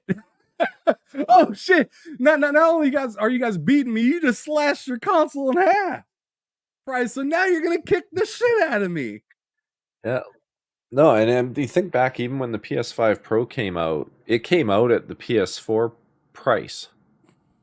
It didn't come out at an inflated price. It was the price of the PS4, and the PS4 dropped significantly at that point. And it was a permanent drop. It wasn't a sale. It wasn't anything. It was a permanent drop halfway through the gen. But yeah, this is bizarre. And then, now you got everybody go, oh, maybe the PS4 Pro is going to be, $599 would be okay. So you're giving Sony license to raise the price again. You're already paying more for PS5 Slim is already more than the original PS5 was. You got to add that vertical stand, Yeah. It's crazy. Yeah, like, instead of holding their feet to the fire for these prices not dropping, everybody's just, oh, it's inflation. Yeah, and I don't fly with that. Like, sorry, I know something about the hardware market, and I know, for instance, like even like the GDDR6 RAM has dropped dramatically in the last couple of years. Every component inside these consoles, everything's dropped. Like you look at look at NVMe's, what's happened since launch. They're about 1/6 of the price they were at launch. Yeah. You look at the GDDR6, everything, wafers, like 7-nanometer wafers, those have dropped 23%. Well, actually, probably more than that now. That's old data.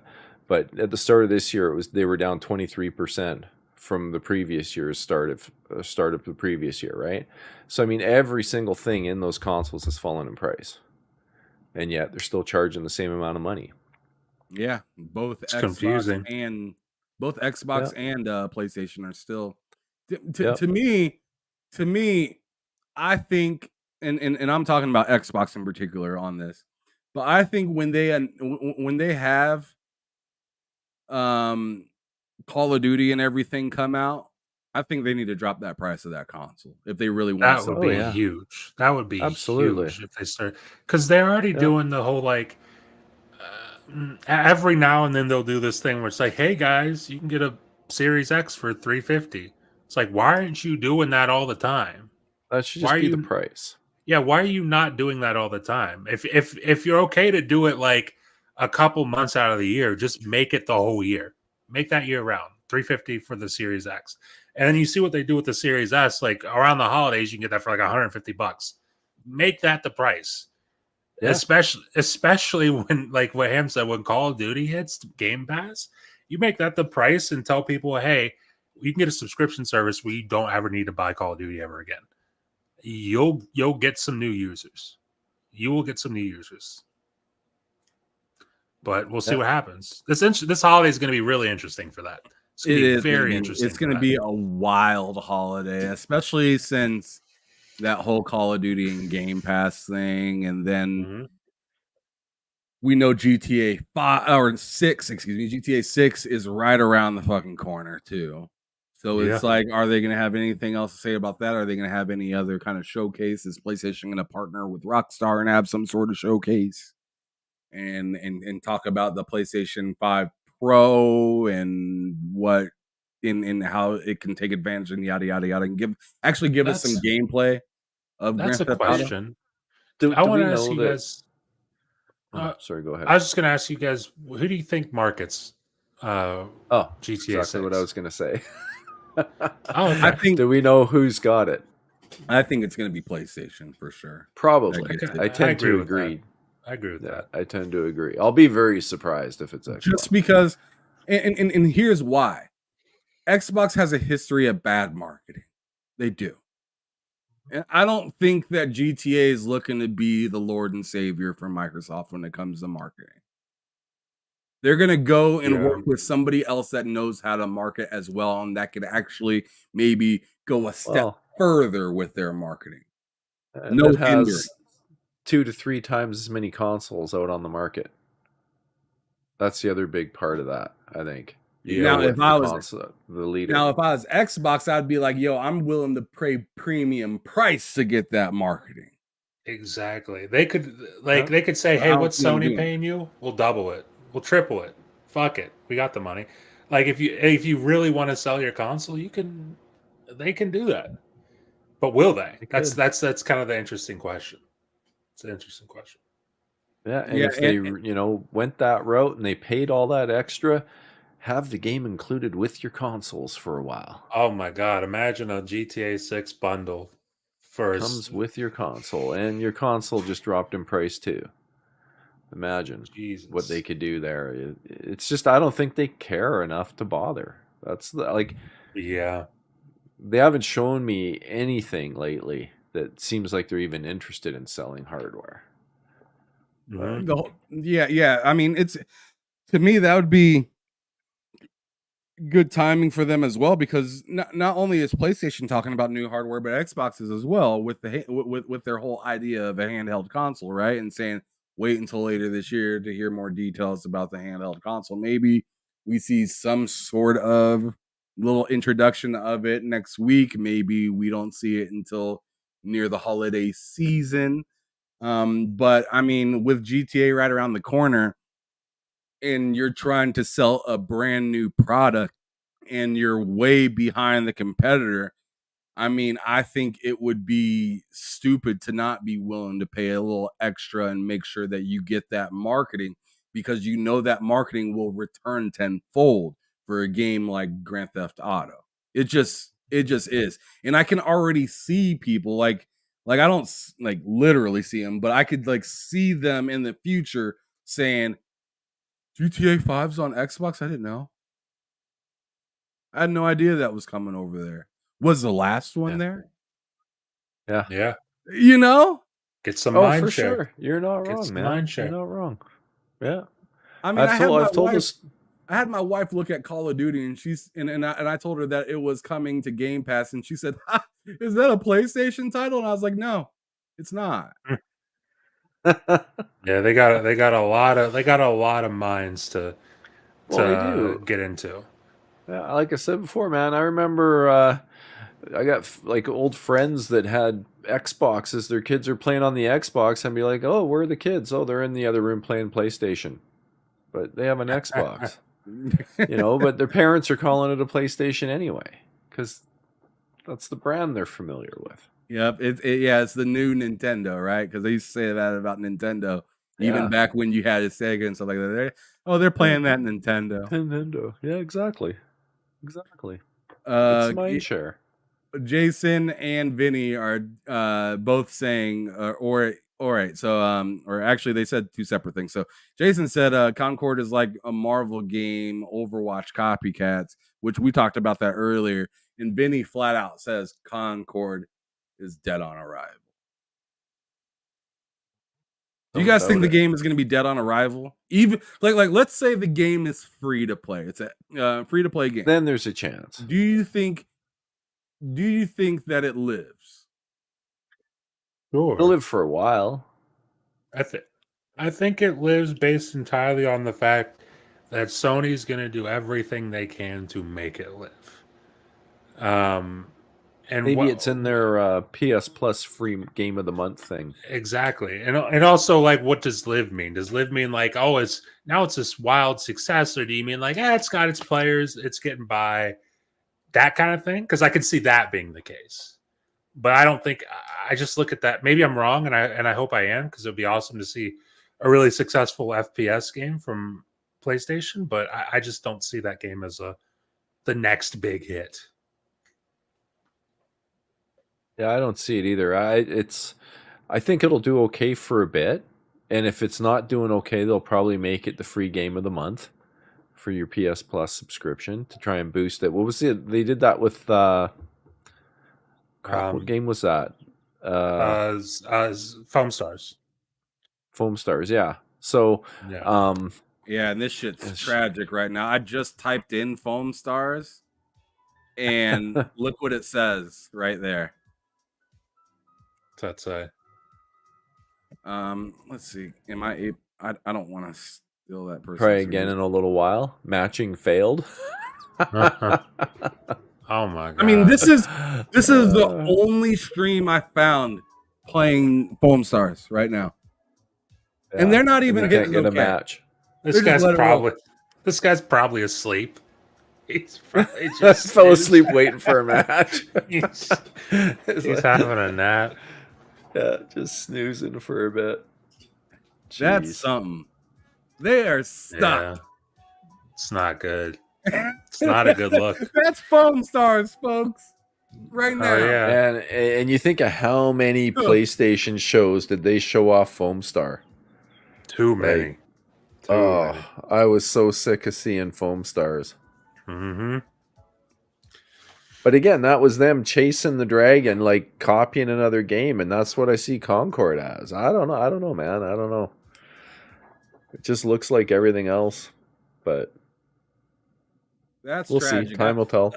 I was expecting to go over to that stream and just be like, okay, I see one person playing it at least, or there's like 10 people playing it or something like that. I didn't expect to type it in and see one person attempting to play it, not playing it, attempting to play it. Yeah. That's where's all the guys? Like you think there should be at least a few matches going on, given all the guys on Twitter that were like, "Yeah, Foam Stars is really fun. I'm really liking it." So I recently did that thing on PS3 to get like what's it called, like PS Rewired or something, and I saw like there's, I don't know, I think earlier today I checked, there's like 19 players on Killzone 2. Do you think there's more players on Killzone 2 than Foam Stars? It's wild that I'm just like not sure. And this game came out. This game came out in like it almost feels like Foam Stars didn't even come out this year. Yeah. It feels like it came out like maybe in 2022 and it finally died. But no, that came out 3 months ago. Mm-hmm. Yeah. A little over 3 months ago. And it has one person playing it on Twitch, and they put the controller down. They're making dinner. They're doing anything else. They're doing anything else but playing that game. Oh man. That is something. Rachie says Foam Stars is quite fun. Then why don't you hop on and support the game? hop on there, get on Twitch and start streaming, build a community. Because it needs it. It needs it. Bring that game back to life. Oh my lord. Richie says the Xbox marketing will go LGBTQ next month. I don't Oh, even that's know what that everything. what That's what does that everything. even mean? Well, for Pride Month. Oh yeah, Yeah, okay. like that's everything's they're gonna change their avatars. Everybody's gonna be on that train. Everybody. Uh-huh. Gotcha. They're gonna pretend to care about people, these big companies. Yes. They're gonna make you think they care. Yodani said something interesting saying the supply chain issues and inflation have us cooked, bro. They will take a loss in hardware usually, but maybe not that big. Well, apparently not. Apparently not that big because they're not taking any sort of What loss. supply chain issues though? There's no shortages anymore on electronics. It's all coming down in price. PC stuff's falling in price. That's true. Like everything's coming down. Good. I don't think there's any supply chain problems. I know there's like pretty good demand on TSMC still, but I have not heard anything about there being serious supply chain issues anymore. Okay. Yeah, I mean, especially in comparison to like 2020, 21, 22. It seemed to alleviate a lot in 22 for sure. But Sapo says but fewer companies are making standard Blu-ray drives. What do you have to say about that, Mental? I don't follow that part of it too much. I don't know. Maybe, but yeah, I doubt it. I mean, these guys, they're ordering millions of them, right? So you order it, they're going to build it. That's really what it comes down to. Yeah, I doubt they'd be shutting down factories if there's orders to be made or filled. It's hard to say. I'd have to look into that one. But I know on the microchip side, the shortages aren't. I mean, there was a time you couldn't buy cars because of microchip shortage. You've been by a car lot lately? Tons of new cars available. No doubt. Yodani says COD edition Xbox. I seriously don't think we've had a special edition that wasn't completely limited or an art piece since the Halo console. I think you're They need right. to do it. I mean, they had that silly SpongeBob thing, but that was super limited, right? At the Yeah, very and least, they overpriced. need exactly. At the Way very overpriced. least, they Jesus. need to be Yeah. having the series. Like ideally, you should be having both consoles with a special edition. But at the very least, you need to because the Series S can't be much to manufacture. You got to be making special editions of that for literally anything you have. You should be doing that. Yep. All right, so here's something to kind of talk about as we get ready to kind of close off the show. G maybe says Xbox has a mobile store launch coming. I think the market is going there first. The marketing is going there first, is what he's saying. Which I would not be surprised by that, right? Because that's like where the mass of new gamers seem to be is on mobile or like some sort of tablet type of device, right? What do you think about that in particular, Mental? What do you got for me? I tend to agree. It wouldn't surprise me at all if that's where their marketing money's going first. It's the largest audience by far. So mobile is huge. I mean, my daughter, it still blows my mind how much she plays games on her phone and stuff, right? She's walking around with her phone in her hand. She's got a Switch. She's got all these other things she could be doing, and she's playing a game on her phone. She's like got all the emulators installed, so she's always playing old Nintendo games and stuff. But I wouldn't be surprised. Oh, she's frauding the church. God damn. Yeah. She's playing the games that she's emulating games she can't buy. That's what it comes down to. Oh, Otherwise, yeah, she that makes a buys lot of them. sense. Yeah, otherwise Yeah. we go buy them. So No doubt, Matt. I gotta ask you a little bit Yeah. different of a question. I'm wondering, once this Xbox mobile store launches, how will you feel about it, or will you care, get into it? Where are you at with this idea of mobile gaming? Mobile gaming is not for me. Like the most, if I'm playing a game on my phone, like let me look at my phone here. I don't even know what games I have installed. Like the games I play on my phone are like wordscapes. That's about it. Like I'm not getting into gaming. I'm not playing Call of Duty Mobile. I'm not playing like PUBG. I'm not getting into that on my phone. If I want to play a game like that, I will turn on a console. I'll turn on my PC. I'm not. I'm not too pumped for the whole mobile gaming thing. But obviously, Microsoft is. They love talking about mobile. They're very excited about getting into that space. So we're gonna be hearing a lot about it. But as for myself, I can't envision myself making a huge shift into mobile gaming. Okay, I got a question for the both of you. Either one of you can go first. I don't care. Um, I gotta ask, what do you guys want to see come from Xbox Mobile? Ugh. See, you're implying that I care. I am. Yeah. But like, but like, what is something that they could add to Xbox Mobile that would make you care more for it tomorrow than you do today? They should be adding every big franchise Xbox has should have some sort of mobile spinoff in some capacity, whether that's big or small. I look at something it's unfortunate because they just killed the studio, but Mighty Doom.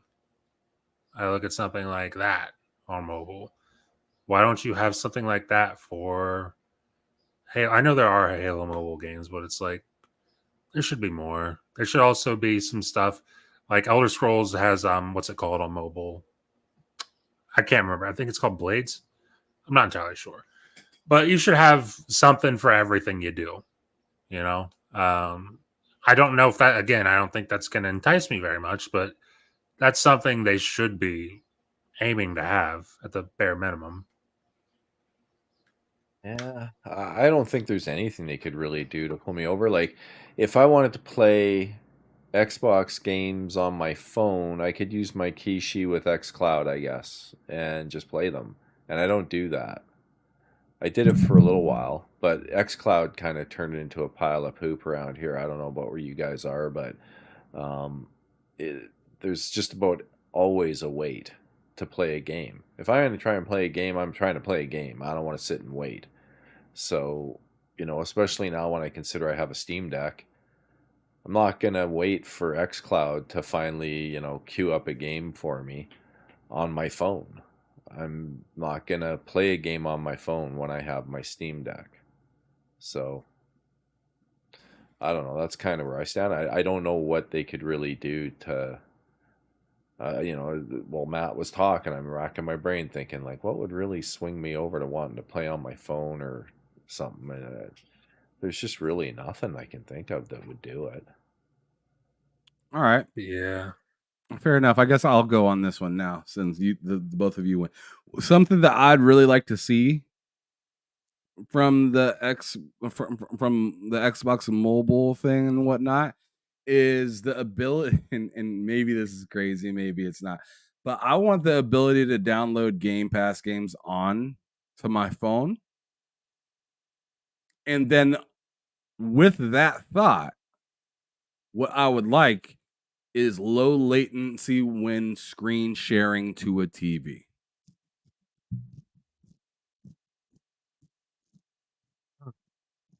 Obviously depending on your internet, right? Yeah. But like that, I mean, like if I showed up to A mobile game on. if Interesting if I idea. showed up to a random person's house, like let's say I just go over to my cousin's house or whatnot, and like he let his son use his Xbox or something like that, even though I know he has multiple of them, but he let his son use his Xbox, and we and I wanted to show him something in the game, but I couldn't use Xbox because his son was using it. I think it'd be dope to screen share my shit and be able to play it without staring at my phone. Yeah. And It's just an have the interesting controller idea. connected to my phone, and now my phone is a console, just like the Apple phone became a console. That's what I'd like to see from them, is them giving me another way to play, whether it be my games or Game Pass games, while I am out without a console or whatnot, and to be able to have that experience on a TV still without having to go into the TV, go to the app section, download Xbox or Xbox Cloud Gaming or Game Pass app or whatever, and then put in my information and then turn on the game and then play it and then still have some sort of latency issues there. Like Yeah. I'd like to strictly just be able to be like, this game is downloaded to my phone. So it's not using cloud to play the game. So it's downloaded to my phone. The only thing it's using internet for is transmitting the signal to the TV. Do you have what kind of phone do you have? I have a S24 Ultra. So you could use a USB-C to HDMI cable probably, and just output that directly on your TV, Yeah, and use an that's what they did Xbox with the iPhone, controller. right? Yeah, use an Xbox controller. I think the Samsung supports that. I have a Google Pixel. It won't let you do that. You can't just output like that. It's kind of dumb. They want you to Chromecast everything. It's stupid. But yeah, kind of Man, he dumb. does I it like, like as that. far as Android experience, I prefer the Pixel, but it's dumb stuff like that I find irritating. Yeah, Anyway, yeah, I've casted stuff from my phone. Like I've casted Psychonauts 2 from my phone to a TV and played it, and there was just that like latency, right? second, like that 1 second latency of me, like I'd hit up, Yeah, let go, and then it'd move on the screen and then stop. And it's just like, can't do that. And can't I do feel it. like part of the reason is because I'm on Xbox Cloud Gaming, and I'm trying to shoot the signal to the TV. So it's just Yeah, like trying so hard, but it just can't do it. yeah. So that's what I would personally like from there. Rachie says Dex is terrible. I just want to input my image to a 16:9 ratio on my TV without using Dex. Just use a screen share. Then you can use just a regular screen share. It's called something different on the Samsung phones. It's called Smart View. So you just use a Smart View. You can do that. You don't have to use Dex. But anyways, with that being said, I think we're ready to wrap it up and get up out of here. So let's go on ahead and do our sign outs and whatnot. Next week we should have Loke back. Hopefully Cozy's back. I think she had a con that she needed to do or go to or something like that. She's a yeah. busy lady. She's a busy lady. I know she's been working on her outfits and stuff like that for the past few weeks, maybe even months. But Yeah. anyways, let me go over to you first, Matt. Thanks for being on the show as usual, as usual and whatnot. Go on ahead and let everybody know where they can find you and follow you. Yeah, you can find me obviously here every Friday, 4 p.m. Eastern for BullSittin with these guys. You can also find me on my channel, Matt Likes Games, videos every Monday and Friday. And then I have the two-player podcast with Ham Solo on Wednesdays at 4 p.m. Eastern. You can check that out on my channel as well. And then Monday nights at 8 p.m. Eastern, the L3R3 podcast with myself, Hard Days Mike, and it's me, Twan. And then you can find me over on Twitter at Matt Likes Games. And that is where you can find me. All right, and Mr. Caffeine Entertainment, Mental you 9R. can- Good to see you. Thank you for being here as usual, as Thanks you are for- every Friday. Thanks can for they find having you, me. And yeah, you can find me here every Friday, and you can find me on Sundays. I'm often here as well with Loke. And of course at Caffeine Entertainment on YouTube, slowly building up a bit of a library there of videos. Happy to have folks check that out.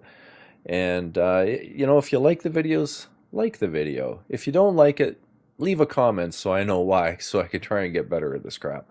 Yeah, on Twitter at Mental9R, and you can find me on PlayStation, Xbox, and Steam, Mental9R. No doubt, no doubt. And as you guys know, you can find me here. I'll be on K Mega Show a little bit later on this evening. I'm on Matt Likes Games channel every Wednesday for the Two Player Podcast, and I do various shows on here throughout the week. Thank you guys for showing up. Make sure that you hit that like button. Share it out if you can. If you're new here, hit that subscribe button. Trying to get more people to check this channel out. It's been a little while since I've been asking people to hit that subscribe button and stuff like that. So please do so. Send it out. Share it with your friends, family, and whatnot. Get them to subscribe as well. That'd be fantastic. Whether they're here to watch every week or just want to pop in every once in a while when something interesting pops up that they want to hear about, make sure that they come through the TSWS game, because we're going to at least tell you what we think about it and give you our honest opinions on it without all the glazing and everything like that. But thank you everybody for watching. Y'all make sure y'all have a wonderful rest of the weekend. Stay safe. Do your things out there. And as your boy Ham Solo loves to tell y'all, this is your boy Ham Solo 05 Gaming from TSWS Gaming, letting you know to keep it gaming or keep it moving. Peace out, y'all. Cheers, chat. So